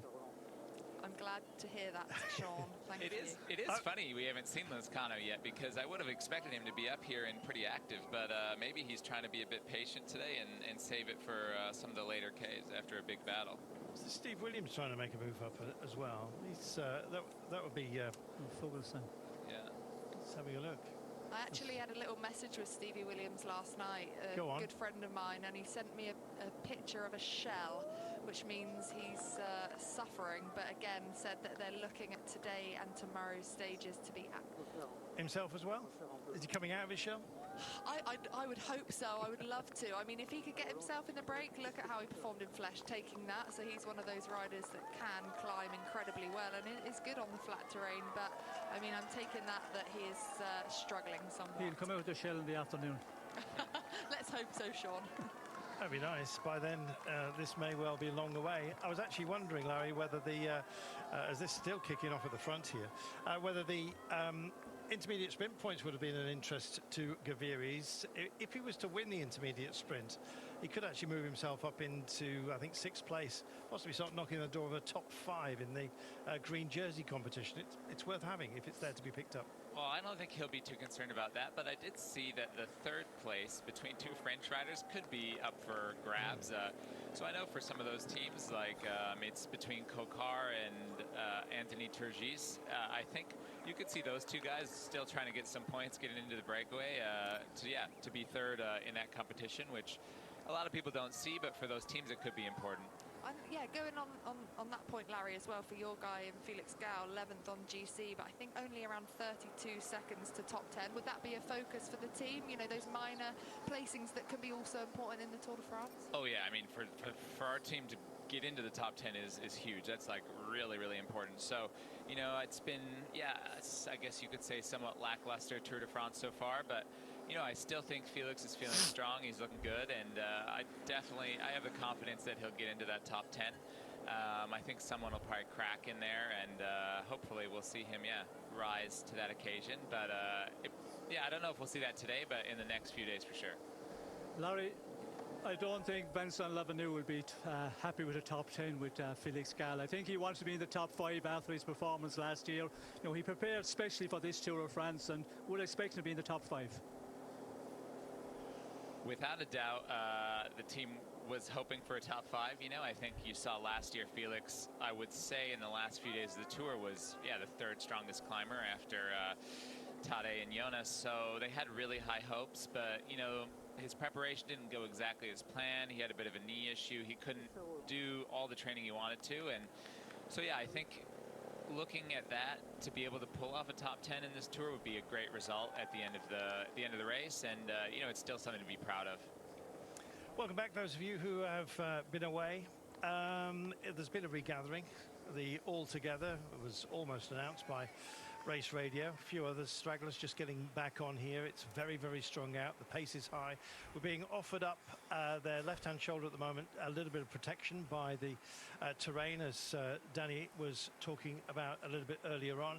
The wide open spaces will come back to us, but we're going to have to wait a little while for that. And so a calm to a certain extent as Simon Geske decides to invoke a little bit of pace. As soon as you use the word calm, then all hell breaks loose, sure. It certainly does. We can see here, yes, Brandon. We can see Paulus from EF Education, Easy Post. And the moment you get a little bit of calm, there's another flush of riders coming, bang, off they go out the front here. And, you know, this is certainly not settling at all here, and it looks like it's going to go on for a long time, because so many teams and so many riders trying to filter into the breakaway, just it kills every move. Well, as huge policeman at the beginning of the day was Jasper Philipsen himself. Actually was marking out a few. William Gamay had to get up towards the front at the very beginning of the day, not quite knowing whether somebody would filter into a break. Somebody of note like Jasper Philipsen, if indeed the physique or indeed the well-being of Kylian Mbappé was anything other than 100%. Let's hear from Visma. No, UAE is not trying to control that. They have a hard time, a lot of guys in the back. There we are. They are having a luxury ride, I think, Larry. Yeah, I think that's good news for us because I actually was speaking to Matteo Jorgensen this morning, and yeah, they were quite sure that UAE was going to try to control it for the stage win, and so he told me he probably wouldn't be able to go in the breakaway, but he was my my heart pick for today because I think he's been going really well, and if he had his own chance, yeah, I think he could definitely win the stage. But yeah, they thought that UAE was going to control, and it looks like they must be changing their tactic now because UAE is, yeah, sitting at the back and relaxing, and so maybe we'll see Matteo up there out front and getting into the breakaway. So yeah, a few of the American Niçois going on the attack with Nielsen and Matteo out there, and we'd like to see him go for it. Well, yeah, we can see that I guess UAE is reacting a bit now. Yeah. And that's what they're doing, aren't they? They're putting pressure on UAE, especially sending, you know, Wout van Aert up the road. You know, they could be caught napping here, so they need to make sure they get themselves to the front and protect their leader. Yeah, well, these are three guys. If they get any bit of daylight, I don't think we're going to see them again, because with Bob Jungels, Abrahamsen, and Georg Zimmerman, that's a really strong group of three guys, and yeah, it'll be hard to close it. Is that Georg Zimmerman? It is. Wow. Might be bringing it all back home. We'll wait and see. 133.6 kilometres. Campanarts is on policing duties by the looks of things. Can't quite see for sure just yet. Trying to close this one down. That was a threat, Sean. Yes, well, we can see the immediately their teams coming across. Kokar also very active in the front here, and of course he's thinking get into a breakaway, pick up some points in the green jersey classification. So, you know, there's a lot of different interests here within the teams. You know, some are thinking the stage, try and get away and be in the break with the day. Other ones want to make it difficult. GC teams, it's all happening for the moment, and it looks like it's going to continue. So I was asking, why was Wout going in the breakaway today? It's to protect Jonas later on in the stage. Yeah, but also we try to be in the break to win the stage with Wout. With Wout van Aert or with Jonas? For the moment with Wout. Perfect, thank you very much. Good luck. There you go, Larry. That surprises me. Sorry, Danny, yeah. I was going to ask Larry, that surprises me a little bit. You know, as Adam was alluding to, sending Wout van Aert as that satellite rider for Jonas in the final. However, Can you believe them? You know, to go for Wout in a stage like today, we know he is super strong, but that category 1 climb before the finish has such steep gradients in it. Do you think he's got the potential to take a stage like today? Without a doubt, he has the potential. You know, I mean, he's so strong. He's someone I'd never write off. And, you know, I think if he gets out there and he's with a group, again, once everyone gets fatigue in their legs, you know, I think he's probably one of the strongest after a long day, and especially in the third week of a Grand Tour. So I think it can serve a double purpose. One, he can go for the stage if they stay away, but if not, he's a great satellite rider. So, yeah, I think I still think it's a great tactic, and you know, obviously he's super hungry. He doesn't have a stage win here, and he definitely won't want to go home empty-handed. What was lovely about that moment when Adam asked the question was, he said, well, no, he's going for the stage win, and the positive acknowledgement, and then Adam went, really? And then you could hear from inside the car, it was like, oh, maybe we've given a bit too much information away there, Sean.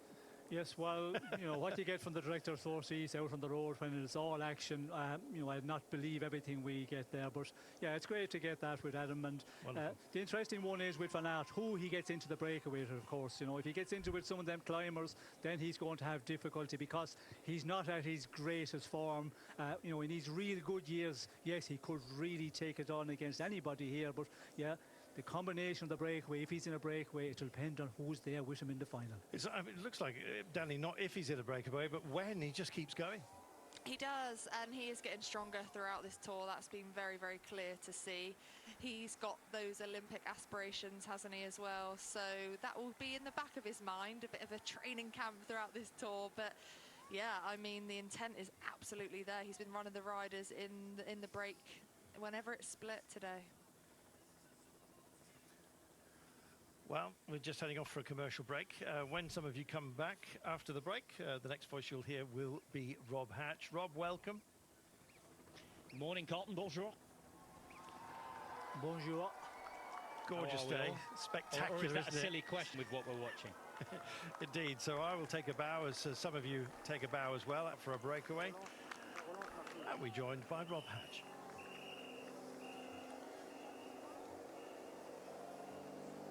A wild, wacky, windy race, and we absolutely love it, don't we? Tour de l'Énergie again. Wout van Aert really trying to get up the road. Again, stage win, maybe something bigger. Jonas Vingegaard saying in the pre-race interview that he would risk it all to win. Maybe he's been talking to our very own Alberto Contador a little too much. But we love to hear it. We absolutely love to hear it. Ademarché desperate to get up the road as well. We've seen Groupama doing that. And of course, they have to be up there with the very best of climbers. We also saw the American Eagle himself having a go. Matteo Jorgensen not so long ago. Very much in agreement with Larry that that would really be a super story as well.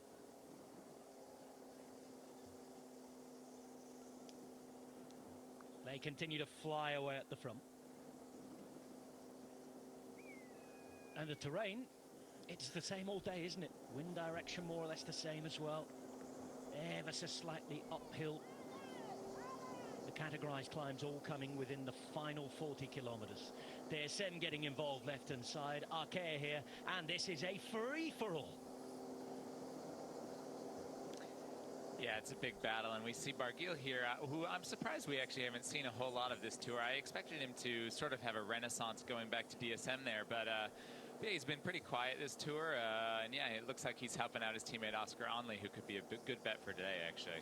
It's what we keep seeing, isn't it? You know, pairs of teammates trying to get themselves in a break. We saw it earlier. We can see it with Uno X as well. And just Team DSM Firmenich post-NL, it would be so beneficial, advantageous to have two riders in the break, or just to set it up for their teammates to make sure that they have the chance for that stage win today. Well, it's a good concept to try to go with, too. I do sometimes think the guy leading out the other one for the breakaway, he can sometimes go a bit too deep because he's just thinking, okay, I can just leave it all out there and I can get up there. I know I've had some teammates try to help me before, and honestly, I think sometimes it does more damage than good because they just actually blow you up before you get off the front. Thomas into this move. Christophe Laporte is the latest Visma Lisa bike rider to be in the front. There is Jonathan Castroviejo on the right-hand side. Uno X with those two riders that everybody was talking about. Jai Hindley starts to make his move into the moves as well. And we're starting to see it get so difficult that we're starting to see slightly different kinds of rider able to get away as well now, Danny.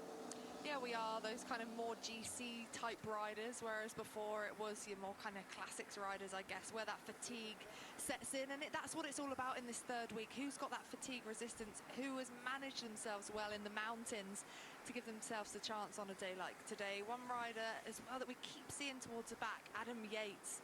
A lot of UAE present towards the back. We heard from the DS to just move up, just in case anything dangerous happens up ahead.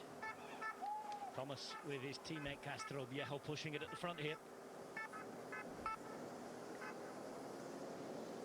A very warm welcome back to live coverage of this stage 17 of the Tour de France.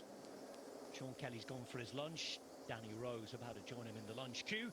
Larry Warbash with me, Rob Hatch, and we'll be joined in a moment by Robbie McEwen. At the front, joining riders, Tom Scrooge there for Lidl Trek, Oscar Onley up the front as well. Captain America's here. Sean Quinn for EF Education Easy Post. Behind, not too far away, is Jai Hindley, Australian Giro d'Italia winner. We've got a Tour de France winner here in Geraint Thomas. Matteo Jorgensen joining again behind. And he's got a teammate here in the shape of Christophe Laporte. But as soon as I finish listing the riders, it comes back together once again, and the next moves are going to have to start. Yeah, these are the kind of starts, they're just so hard, you know, because you want to go in the breakaway, but you don't know what to follow, when to go, and sometimes the best move is just to be extremely patient and not even touch the front until, yeah, after the first 50K, because you can see a guy like Tobias Hallen Johansson, he's probably attacked 6-7 times already, and that takes a lot out of the legs, and if it doesn't go for the next, say, 20K, yeah, he probably won't be there because he'll be too fatigued. Ben Healy goes again for the umpteenth time.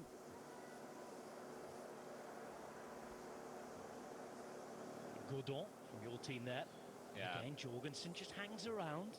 Most active we've seen in here. And now then, hello. Time to make a move. Out the back.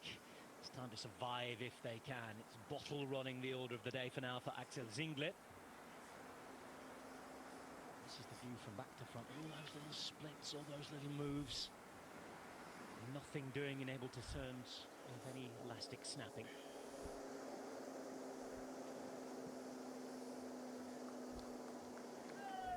We just saw Ben Healy there.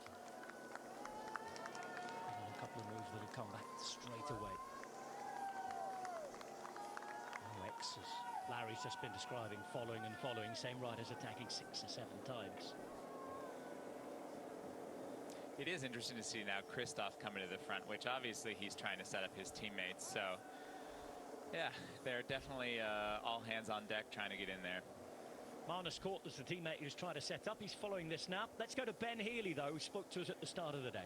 Who knows who is actually behind the mask? We believe that this is Ben Healy. We're going to go with that. Ben, you've been one of the the biggest animators of the Tour de France so far. Another chance for the break today. Yeah, exactly that. And yeah, I've gone deep a few times this week, and I really needed that rest day. But yeah, woken up this morning with positivity, and I think the legs will be good today. And have you found this Tour de France? As I said, it bears repeating, you seem to have this boundless energy. You clearly are recovering really well. Yeah, I mean, so far I think I've taken it in my stride, and yeah, I've really enjoyed racing. You know, it's yeah, it's been great, and for sure I've shown up with the best legs I've ever had. So yeah, it's hopefully only gets better from here. And what about the plan today? Would the preferred plan be to go for you or Richard, or just to try and get both of you up the road? Yeah, I mean, I think with the big days that I've had, the team has more faith in Richie today. But yeah, for sure, I'm still going to be in the mix, and I really want to give it a go. And today, with the green jersey battle and the potential the crosswinds in the opening few Ks, it could be quite a fast, difficult, stressful opening few Ks. Yeah, I imagine this the start today is going to be pretty hectic. So we've just got to keep our heads in the game and yeah, make sure we're at the front. But I think everyone's going to be doing that. So yeah, it's for sure going to be a difficult start. Thanks very much. All the best today. Thank you. He must know he's on the telly right now because he was just following another move there. Mons Peters towards the front as well. We've seen Martin Mohoric, Wout Poels, Christophe Laporte. This is Alex Aramburu on the right-hand side. And the next move comes from Wout van Aert, being followed by Lascano this time. Always a dangerous pairing to watch, Larry Warbash. Yeah, definitely. So, yeah, these are some of the guys who I think we're definitely going to see up there today.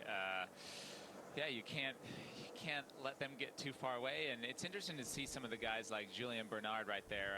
You know, we haven't seen him yet today, so I think he's quite a canny breakaway rider, and yeah, I think he was just hovering around the front, waiting for the good moment, and you see that he follows the good wheels there. So there's going to be some guys like that who they just have the nose for the breakaway. They sit there, they kind of float around the front, they never drop back, but they don't follow all the moves, and they really select the good ones, and I think that's something, yeah. Well, it looks like now we're seeing Alexei Lutsenko ending his Tour de France, so it didn't look normal that he was off the back by himself at the start, and yeah, it's not easy, but I'm guessing he's suffering from some sickness. Harsh for Alexei Lutsenko, who is clearly upset here. Couldn't finish the Giro d'Italia, doesn't finish the Tour de France. He will be hoping that with 9 days to go until it kicks off in Paris, he'll be fit enough for the Olympic Games. Clearly unhappy with how it's gone, in need of consoling, and all the best to Alexei Lutsenko, who will not finish the Tour de France. That's Marc Renshaw who opens the car door for him, and off he goes. Yeah, he's a classy rider, and honestly, I do believe with a few weeks up until the Olympics, he'll have time to recover and come back, and you know, even just having 2 weeks of the Tour de France in your legs is a huge training stimulus, and I'm sure he'll be good and ready to go for the Olympics, even if this is, I'm sure, a huge disappointment. He's not far from home, at least. He can probably go home this evening. And as I said, 9 days to the start in Paris. Olympic road race is 2.5 weeks away. Time to go again. It's Ben Healy once more.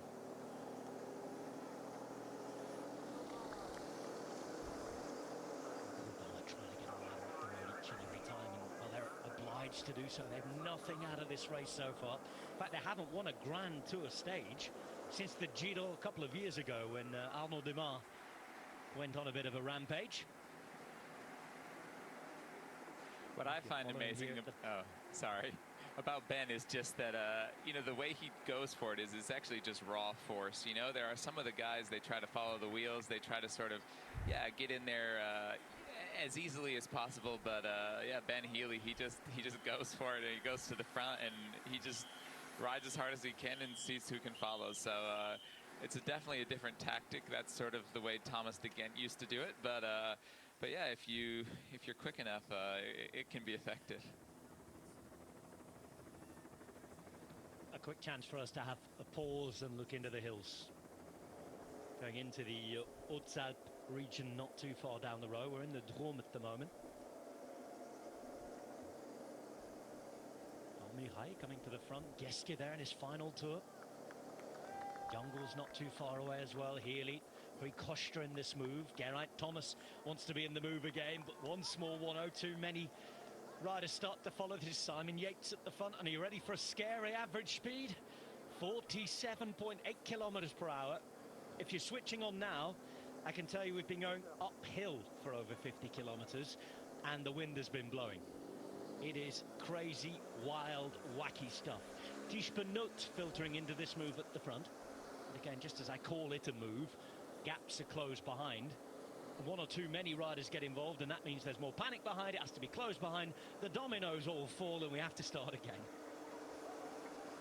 I can tell you when Bob Jungles goes to the front and gets aero like that, putting out all the power he can, he's not easy to follow. So he's a really strong rider, and yeah, it looks like we're getting some good engines, getting a little bit of air at the front. Marnescourt makes it a little bit easier to identify, doesn't it, with that blue mustache of his now. Usually spot his style from a country mile off. Anyway, rather like the man you were just describing, Bob Jungles. But this is Court. And to his Grégoire.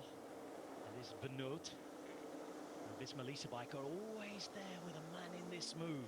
Just makes you think, Larry, about what they're thinking maybe later on. Yeah, absolutely. You know, I think they expected UAE to be really interested in the stage today, and I think as soon as they saw that that was not the case, they potentially just changed their tactic and said, okay, now we go for it, we try to get in the break, and we give some of our guys a chance, you know, because yeah, I guess if they see, well, maybe the yellow jersey race, it's a bit closed at the moment. I mean, I'm sure they're still going to try. They're going to open everything up in the next days. But, yeah, maybe let some of the helpers get a chance, try to go for a stage win. So, you know, if these guys do get some daylight, I mean, Tej Benoot, he's an incredible rider, and he could definitely be the one to take it. And this keeping it going every time a move goes, Larry, is this continuing to make the race hard, given the fact we know those high mountain and plus 2,000 meters passes are coming in the next few days, to give Jonas Vingegaard a chance? Or is that overthinking it and thinking that they won't be thinking about that? You know, the thing is with Jumbo, they're probably thinking about everything. So, you know, they don't do just tactics off of a whim. You know, they really think about the way they do things, and they plan a lot in advance. So they would have had, I'm sure, tactics for every single possible scenario today, and yeah, potentially one of them is to try to soften UAE and potentially make it a harder race for them today, and put some pressure on them so they're maybe a little bit weaker for the next 2 days, because or the next 3 days. Anything could help, and you never know. But the way that UAE is riding today, I actually think they're saving a lot of energy, which is the smart thing to do, since they have this huge battle ahead of them the next days. I think to get a little bit too over hungry, or however you would call it, I think that could potentially weaken their chances for the overall. And I think just to maybe sit back, let the breakaway go, and take their day, it's probably going to win them a lot of fans on this side of the screen and also in the peloton. Yeah, there is the feeling, and you imagine that there's the feeling elsewhere, thinking, come on, you've got to leave some crumbs for somebody else. We're talking a bit about that at the Giro d'Italia. Yeah, it's true. You know, I mean, I find it tough because, okay, it's like accepted that the sprinters can win every sprint stage, you know. They're always pulling back the breakaway on the sprint stages, and no one gets upset at them for that. But when there is someone who's so superior in the climbs, no one's happy when they pull it back for the stage win. So, you know, I still understand, you know, if I was Pogačar and I was capable of winning every stage, maybe I'd want to do that as well. But yeah, it's interesting, and I think cycling's changing in that regard.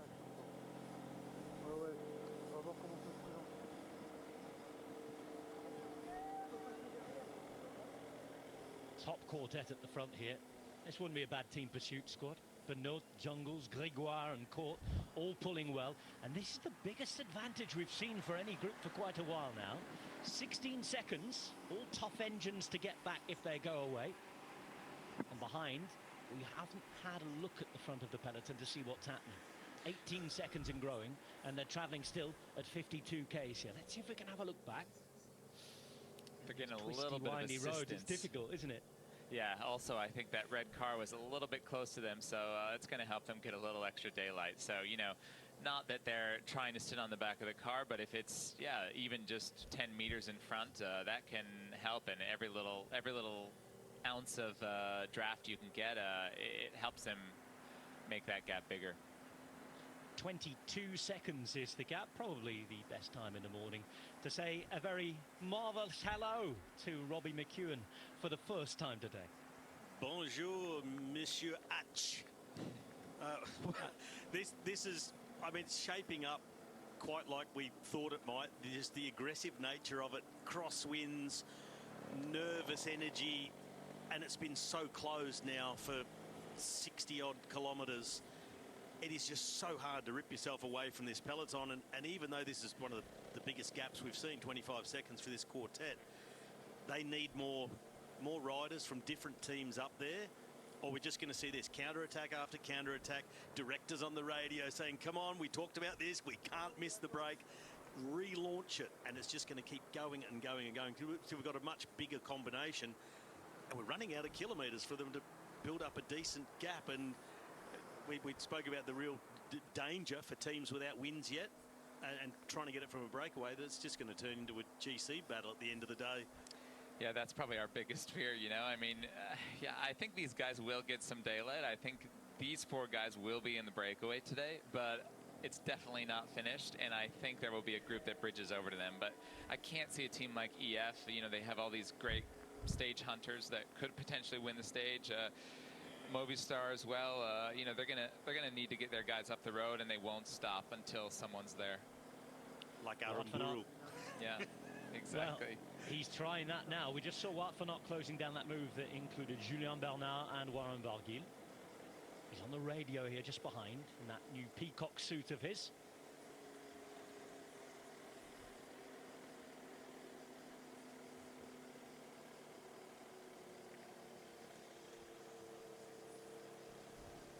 Your television viewers rejoin coverage of the Tour de France on stage 17 with almost a half of a minute of a gap now for Benoit, Jungles, Grégoire and Court. And look who's moving from behind now. That's certainly going to get things kicking off. And it is a beautiful twist in what was a pretty heartbreaking and dramatic story yesterday for Biniam Girmay. He wants intermediate sprint points, and Robbie McEwen, he was looking to grasp them then. Well, you know, he doesn't need them. He just needs Philipsen not to get any. The other danger, we spoke about it turning into a GC fight, and quite possibly Tadej Pogačar on the attack looking for stage win number 4 in this race if nothing can really rip itself away. But on the other hand, for Biniam Girmay, the longer this goes on, the bigger the danger is. They're going to be fighting for the major points at the intermediate sprint. And you prefer not to do that if you're in his position, leading by 32 points, but riding injured. I think it's just he kind of wanted to show, like, look, I'm still here. Yeah, show a force, but then look at this, teammates going up the road. Very gifted teammates.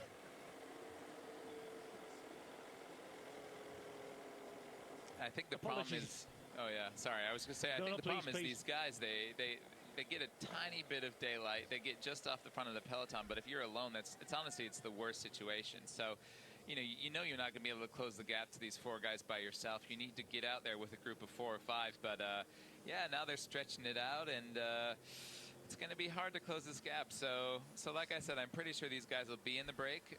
But I still believe some guys will come across. It might just take a while. Apologies, I was just about to reference the very poor choice of language used by Maxwell there. Then I hope that any of you understood that you weren't offended by it. It still carries on at the front. You've seen Jorgensen up there. This now is Quinn, his mate. Let's go back to the start, though, and Romain Grégoire. Comment ça va maintenant? Les gens, c'est bien? How are the legs today, Romain? They're good. The rest day felt good. I was able to recover well. We're ready to face both important stages for the team. Do you think today might see the breakaway? I hope so. There are some big chances considering our team's strategy. It's a very important day for us. We're eager to be present at the front, set a good attempt to win the stage. Do you know the last 2 climbs well? I don't know the last 2 climbs well, but my other teammates have done it in the race, so they know how tough it is, especially the Col de Noyer. So I expect the legs to be crucial today, and a very strong man will win. We'll be having a look at the Col de Noyer a little later on with Alberto. At the moment, though, this looks like Axel Laurence who wants to get up the road. He's being chased by Wout van Aert. Gianni Moscon is in there too. Decathlon represented. Movistar as well. And Robbie has seen something. Well, it's significant that it's Axel Laurence from the Alpes Interkönig team on the attack, because if you were aiming at trying to keep yourself in the hunt for green, as unlikely as that is for Jasper Philipsen, you wouldn't be sending teammates up the road. You'd have a definite tactic of just hold everything together and chase the front of the race, not try and make a counter-attacking move. So that says a lot to me about the motivation of Jasper Philipsen to chase points at this very late stage with not a whole lot on offer. And he said himself this morning, it's a mission impossible and it's a 5% chance. And honestly, the way for Philipsen to win green in this tour, I think honestly, would be to inherit it if Biniam Gourmet is unable to finish the race. That's not quite green itself, but it might be turning that way the longer he leaves it out in the sun. He is a little further away from the green jersey. He's looking for a stage win, though. No, I'm talking about Philipsen.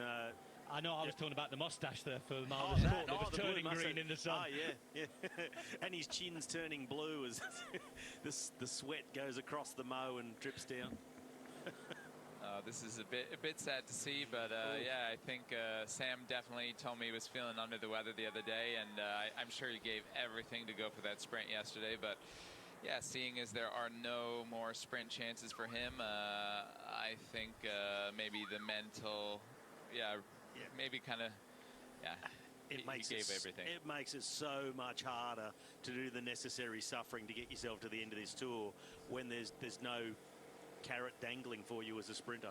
100%. I mean, I did think that maybe he'd want to start that TT at home in Monaco, and I'm sure he did, but yeah, sometimes the body just says no, and unfortunately, I don't know if we're going to see Sam make it to the end of the day. We'll see. I hope so.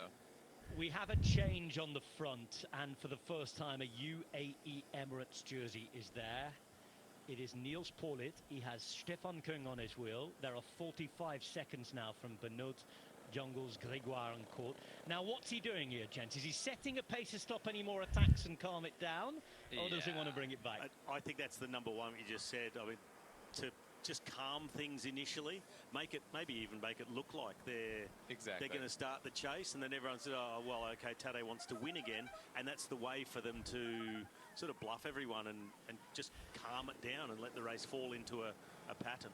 Yeah, I think 100% we're going to see this gap start to go out to the breakaway now.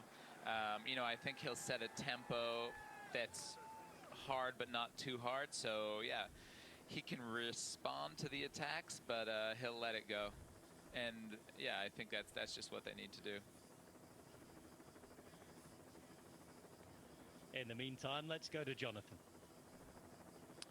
So here we are at Miséricorde Abbey, a Benedictine abbey, being located here in Rosin since quite recently, actually. It's a recent building, 1992, on the ruins of a stone barn. This was built. Foundation of a Benedictine abbey of Notre-Dame de Fidélité in Jouques in Provence in 1967. The main activity here, craftsmanship. They make apricots, quetch, apple, pears, compotes, red fruit jellies and honey, as well as they make a cultivation of small spelt. But I would imagine with those fruits being made as well that they probably make a healthy amount of eau de vie, but I have no proof. There might be a bit of that down on Sunday night after the finish of the time trial, Jonathan. For now, though, not any V being sucked out of this by Niels Paulit, because his turn wasn't long enough to stop Stevie Williams here, or before him, Julien Bernard having a go. And the game started again, but it's a much bigger gap to close now, isn't it? 48 seconds, but there's no chance of this settling down, and we love it. Well, crossing that gap's not a one-man job. So Stevie Williams, he's just trying to force that counter move, and it's coming behind, taking shape. Riders from Total Energie, DSM Firmenich, Bostenel, Wout van Aert as ever just tracking the moves. I think they must have told Wout van Aert that he could have his chance today, and he doesn't want to miss it, even though he has a teammate in the breakaway. He's going to follow every single move that goes and hope that he can get up there too. Yeah, and I think if a move can get clear of the peloton with Wout in it, eventually he'll start to contribute, depending on the size of the group.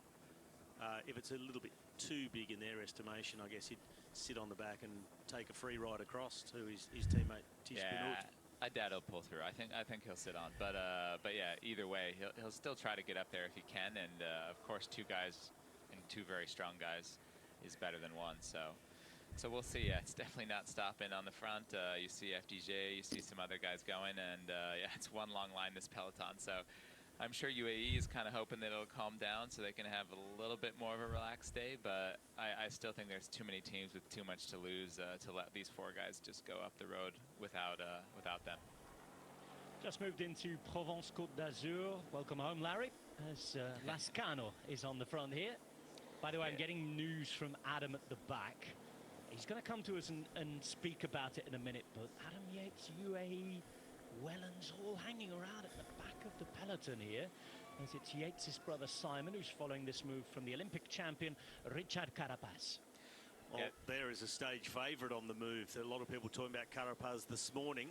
Also know in our breakaway show predictor competition that all are picked Carapaz this morning, and a good pick. He's been so aggressive on any potential breakaway stage over this last week and popped himself in a bunch of moves.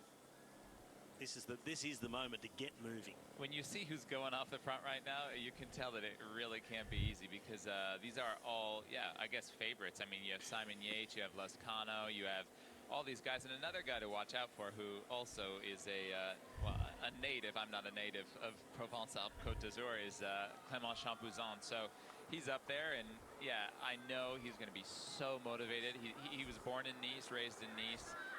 He's going to be so motivated to get in the break these next days, and he's a former stage winner of the Vuelta. I could definitely see him being someone that no one expects but pulls off a stage win one of these last few days. Champoussin, who's now with Arcaire B&B Hotels, by the way, as we go back to the world champion Mathieu van der Poel. He's on the wheel there of Matteo Sobrero. This is Carapaz. He has Yates with him, and look at this. You've got two Grand Tour winners here racing at the front, and that just perfectly illustrates both what Larry and Robbie were just talking about. The profile of rider here has changed. It's gotten harder. The profile of the race has also changed, along with the profile of the riders that are going off the front.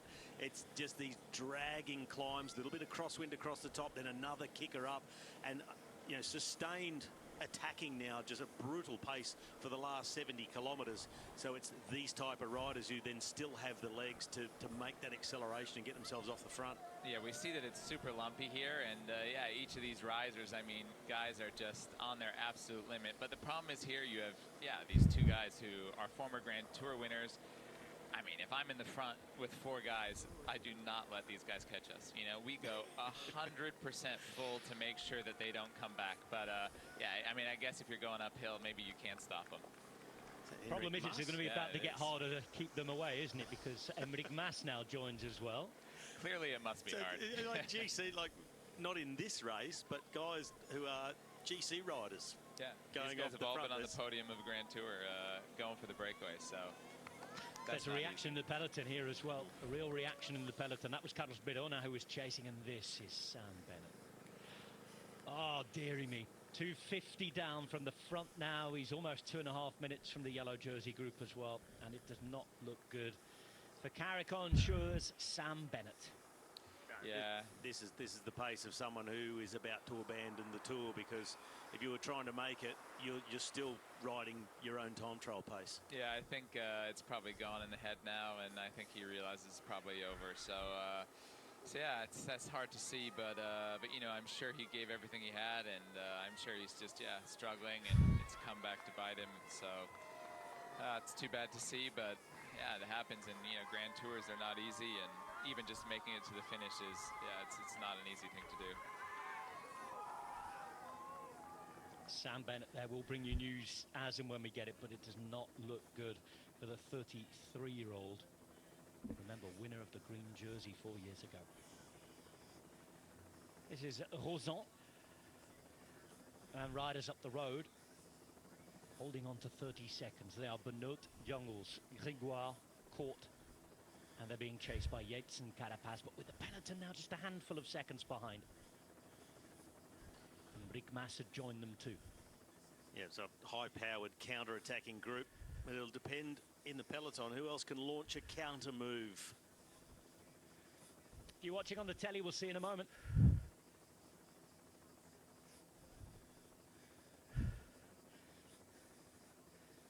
And for those of you still with us on our digital platforms, you will know that a moment can see a million things happen, particularly at this race.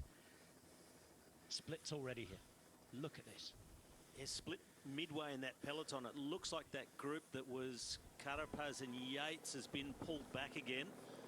This is now Uyer Lascano from the Movistar team.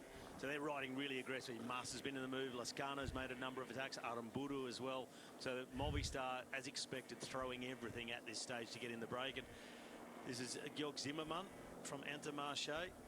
Yeah, you can be sure Movistar, they're not going to let this go without a big fight. So, yeah, I really believe Lascano is one of the biggest favorites for the win today. You know, I mean, on a flat start like this, he just has so much power, but he showed in the Dauphiné that he can go uphill incredibly well too. So here we go. If we see these guys, this is a lot of the teams that really need to be in the break are getting up there. So now this is the Movistar team car, though. Sorry to bother you. This is the Movistar team car, and this is Fernando Gaviria, who looks like he is about to abandon the Tour de France. Another rider who does spend time down in Monaco, not too far from home, and again another rider for whom there is very little left in this race. It looked as though, no confirmation, but it looked as though Fernando Gaviria was abandoning the Tour. This, though, there we go, there's confirmation. Fernando Gaviria leaves as the yellow jerseys in the front end. Just think back to what Adam was saying here, gents. If this is splitting, if this is moving, UAE riders were hanging around at the back, as we see now, just 26 seconds. That's less than that. That is less than that. This is that counter-attacking move, I think, that we saw with Lascano. Yeah, yes, it Quinn. is. I don't know who the FDJ guy is. But he's sitting on. Yeah. Kwiatkowski's in here. Madouas. Jack Haig. It's a good move. This is a perfect counter-attacking move, this one. Former world champion Michał Kwiatkowski. Jack Haig now moves to the front. Another, talking about Grand Tours, podium finisher in the Vuelta, of course. Valentin Madouas is, until very recently, the French champion. You can just see the little bands on his sleeves to denote the fact he has been the national champ. The current US champion here is Quinn. And this is Lascano, former Spanish champion. If you're wondering if this hurts, that it's a group of champions. Yeah, it is. But if you're wondering if it hurts, look at the faces of Lascano and Zimmermann in particular. Yeah. Sean Quinn, he's also got the pain face on, but look at Zimmermann. He is... to look at him, you think he's almost in danger of getting dropped out of the group again if someone makes an extra acceleration, just a few watts more. On the Sam other hand, Bennett, he's looking for the exit. Yeah, I think so. But I was going to just say that Kwiatkowski looks rock solid. So maybe he just, you know, does the poker face. But I think he could be a good bet for the final today. You can do the poker face, but you can't do the poker legs. Yeah, and he is just turning the pedals so easily.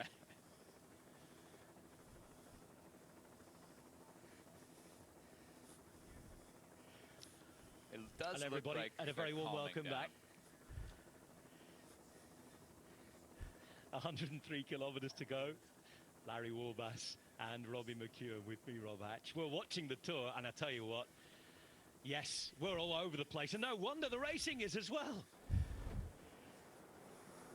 This is just what's happened for those of you watching on the television. Fernando Gaviria has abandoned the Tour de France.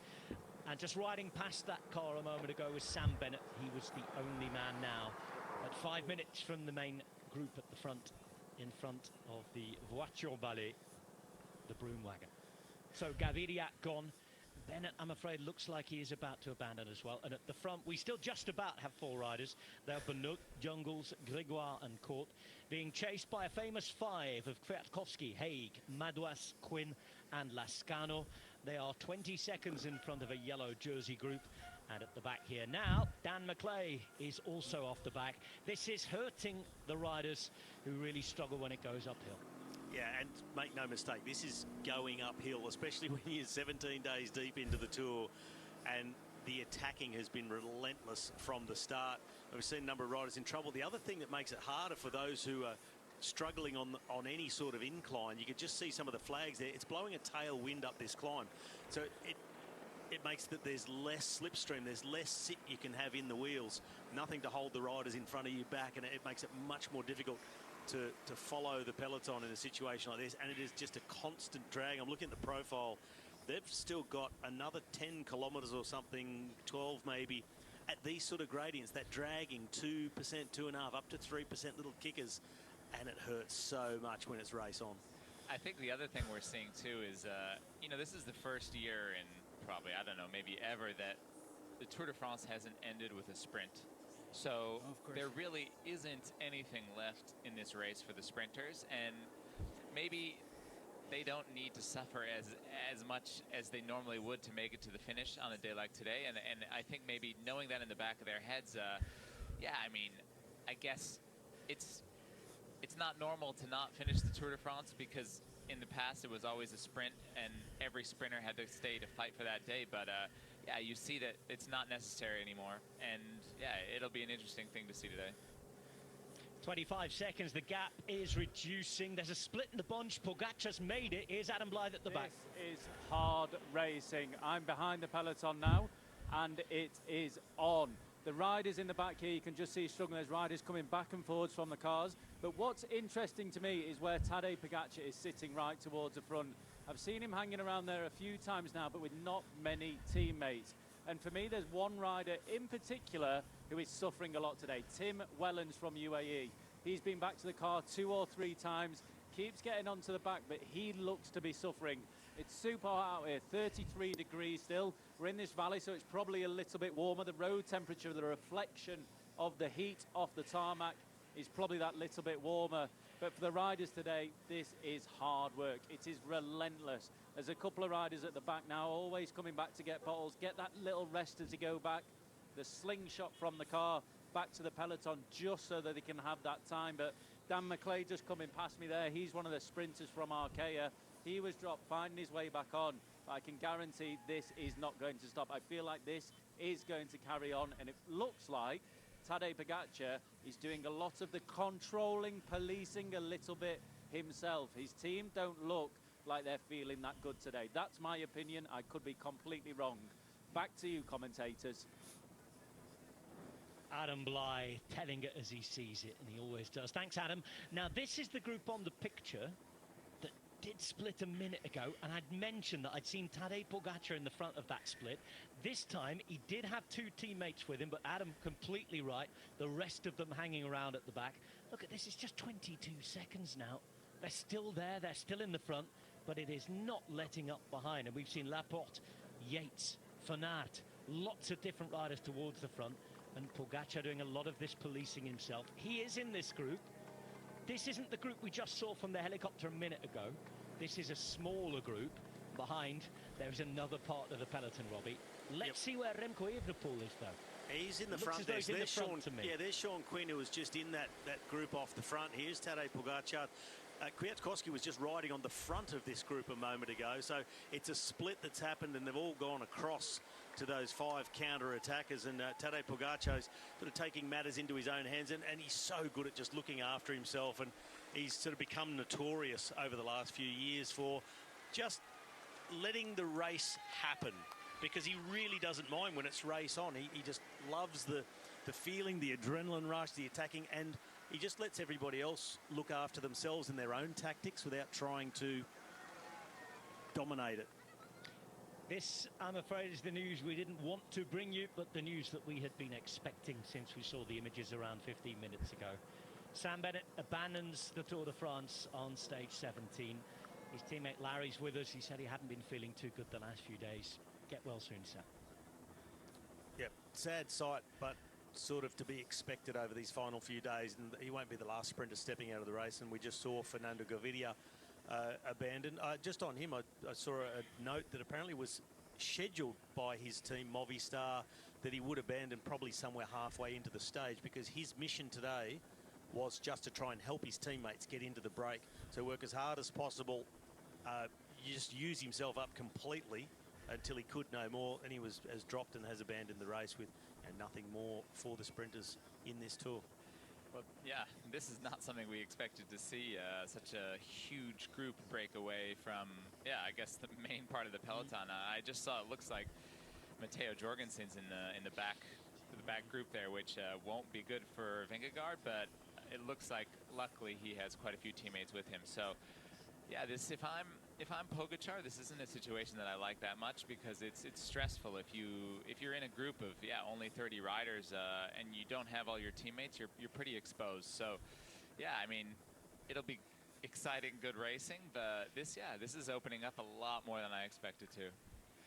And if you look at that back group, that big group, as we see the replay of Sam Bennett abandoning the moment ago, we saw 4 or 5 UAE Emirates riders in the back group. Adam just sent me another message. He says, from the looks of it, it looks like it's already turning into a gruppetto. Yeah, that's going to be dangerous if these leaders lost some of their important teammates back there. So, I think it just shows you on a day like today, you might not be expecting it, but anything could happen. And if you're going for the overall in a race like the Tour de France, you just really can't relax. There are no days off, and I think, this is evidence that, you always have to be on point and attentive. Imagine saying to the riders after this stage, well, that was a pretty aggressive, flat first 140 kilometres. I think that one word would make them cringe, and that you'd get a big reaction, because this has certainly not been flat over the last 10K. It's I tend to think that the profile, it's really understated what this is like. Look at the state of this. By the way, Almeida's in this group with Tadej Pogacar. Adam Yates isn't. Another Visma Lease bike rider following this one. It's Movistar who are on the move. There are 27 seconds between the top 4 on the road and the rest chasing. Lidl Trek started this attack. No surprise to see more Uno X riders following, and once everybody decides there has to follow, it's Lascano driving it at the front. And you can see that Ugo Ul was the man from Israel Premier Tech following. Julien Bernard's been jumping without cessation, really. And he's here, Laurens de Plus at the back of this group alongside Sean Quinn. And there's still half a minute to make up. By the way, we saw the 2 big groups and talked about the split of the yellow jersey group at the front here to the rest of the peloton. That's now 45 seconds, and Biniam Girmay is in that second group as well. Yeah, the good news for him is that Jasper Philipsen is not in this front group. So as far as that goes for the green jersey, that'll be, if it stays like this through to the sprint, it's mission accomplished for Binny, and then he just has to get through the stage.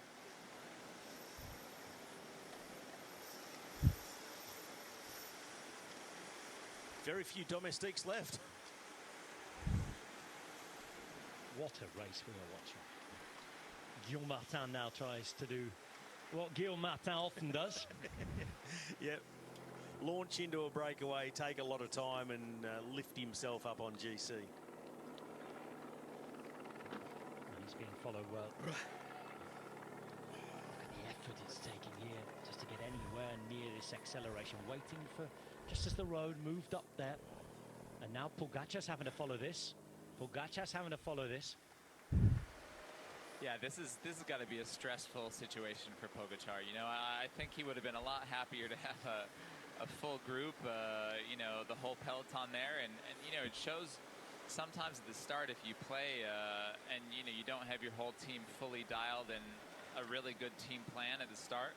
Yeah, I mean, then these situations can open up, whereas maybe if they would have controlled and had the whole team on the front, they wouldn't be in this situation. So, yeah, I think, yeah, it's dangerous, and now he's pretty open to attacks now. I mean, he's so strong, I doubt it'll be a problem, but, you know, anything could happen, and you don't want to be exposed. Yeah, missing a few teammates. Does have Sivakov there. I just spotted a little bit further back in the group. Joao Almeida's with him as well. They're the only two teammates here. I sort of don't really have him as a go-to domestique, 4th overall. But if he has to, he has to. Talking about Tim Wellens before, and Adam spotted him at the back of the peloton. He really does often suffer in the heat, and it could be that's really getting to him today. Yeah, for sure.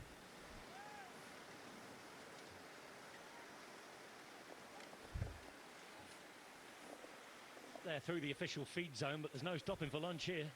It is non-stop stuff. And Michał Kwiatkowski goes again, being followed by Christophe Laporte. Kwiatkowski's teammate De Plus is there. Enric Mas is a little further back. It's actually his teammate Javier Romo who's following this one. David Gaudu smiles away. We see moves on the left-hand side from Bernard again. And this is the second group on the road. And look at all of these domestiques, in particular for Tadej Pogačar. There was one man who this Melissa bike, I think, would pretty much like to get out of this group and in the front group, but obviously they won't be happy enough, I think, with what is with and who is with Jonas Vingegaard. That man in this group that they'll be a little worried about is Matteo Jorgensen. He's at the front following and watching.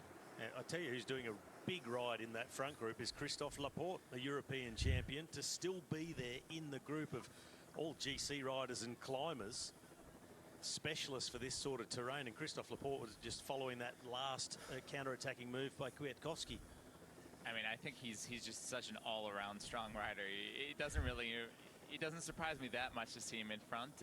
But the other thing that I find kind of interesting here is that they let, for some reason, all the cars go in between the two groups, which, I mean, it's good for the guys in the back because they'll be able to come through the cars more easily and catch back to this group. But yeah, it's not something normal because usually there has to be a minute between groups before they let the cars pass. But I guess the fact you can't leave those the top 3 on GC, top 4, 5. Yeah, 10 you just probably can't leave them hanging out there without any support, because if you puncture at a moment like this, that could be your whole GC fight over. True. Yeah.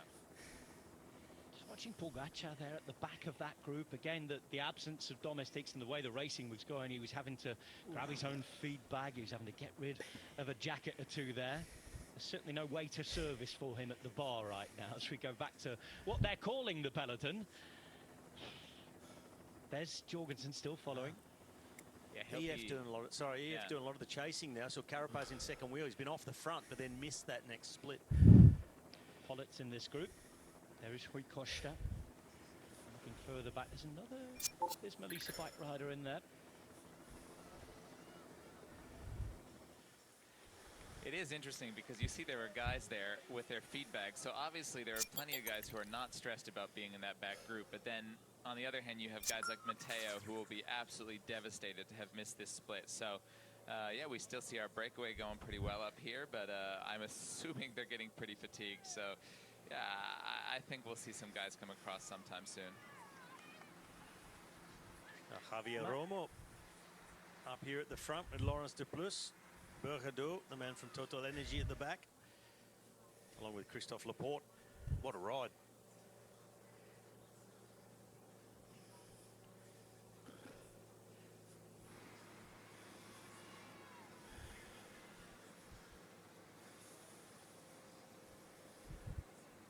You're watching the chasing group at the Tour de France. Mathieu Biogodeau here, winner of a stage at Paris-Nice, not coming through to take a turn. European champion Christophe Laporte on the radio. Javier Romo of Movistar, the former triathletes, doing the same. And it's Laurens de Plus, who lives locally, on his way down to southeast France, is driving the 17 seconds behind Benoit, Jungels, Grégoire and Court. What I just noticed in this group is Christophe Laporte went to the front, but he just held his legs still. Didn't pedal, and as if to give the signal, I'm not riding here because I've got Benoit in front. You have to give me a free ride across. See Pogacar having to close that gap himself as well there, Larry. Due to my really terrible nutrition this morning, I mean, he'll be fine, but there's just no. If I were Pogacar, if I don't eat, I'm just going to be in I think that is in the hole. It can be a moment of So, inattention, and you know, I think 2 hours. Yes, maybe there are some guys, maybe Wellens, he's struggling in the heat. I will but take the other it, guys, considering I still have a lot of. I don't think they're over here when you're on the biggest team in the world or one of the biggest teams in the world, you know. So I think he'll be pretty upset about this start at the end of the day, but you know, hopefully for him, Big boy, big boy. To be fair to his teammates, in this situation, it's been so hard. They weren't sort of ill-positioned. They just couldn't follow. They couldn't go with the pace. And for the way that Tadej Pogacar rides, and the way he just follows wheels and manoeuvres himself around the group, he doesn't just go and sit on the wheel of his teammates and go, okay, I'll just sit here and let you trust you to just take me where you think I need to be. He just doesn't hesitate to close a gap. And I don't mind that, because sometimes it actually Good ride. a bigger situation arising later on. Like that gap formed, if he'd sat there and go, okay, I'll wait for a teammate, then everybody looks at him. It takes a few more seconds for teammates to get there. Meanwhile, the gap has quadrupled. Yeah. And then you have a bit of a problem on your hand. Then you use a teammate, and you may lose him after that. So shut the gap quickly. This is where Sivakov has to keep a really close eye on who's going up. They're all keeping a close eye on each other here. There's Evenepoel, Vingegaard and Pogacar in the same shot, and there's 2-3 wheels away. You can also see that Gala is there, several other GC contenders, Rodriguez towards the front. There's a gap opening up, and I'll tell you what, the kilometres are ticking away. So for the next hour or so, I'm going to hand you over to Colton Cook. Thank you, Rob. Absolutely relentless today from the very, very start, and it looks like it's going to be like that until the very end. A filtering process, slowly but surely. Those who would have a hope of a stage win today, but crucially the GC contenders, of course, locked together in that group with the Maillot Jaune, just a minute 9 off the pace, but with just shy of 90 kilometres of the day remaining. You kind of feel like the two groups of pursuers might well indeed get there, but look at this, an EF rocket ship just been launched, Robbie. They are determined not to miss out. They've shown their hands so many times. Who are they taking along with them from Alpecin? That's the question. Well, what they're doing is they're definitely taking Carapaz. A few moments ago, they were all in the third group on the road. They'd missed that split. Gotta go eat. Chasing really hard, dragging Carapaz up. Who's already been Tomorrow, I don't know, another ride. We'll see you tomorrow. Getting really away from the peloton. Enjoy the Super Bowl But if they have anybody's just watching. hammered straight on past the group of the GC favourites, and all of the top 10 was sitting in the group, bar Adam Yates. Good ride, good EF, ride. though, they said, we want to be in the break. Straight past this.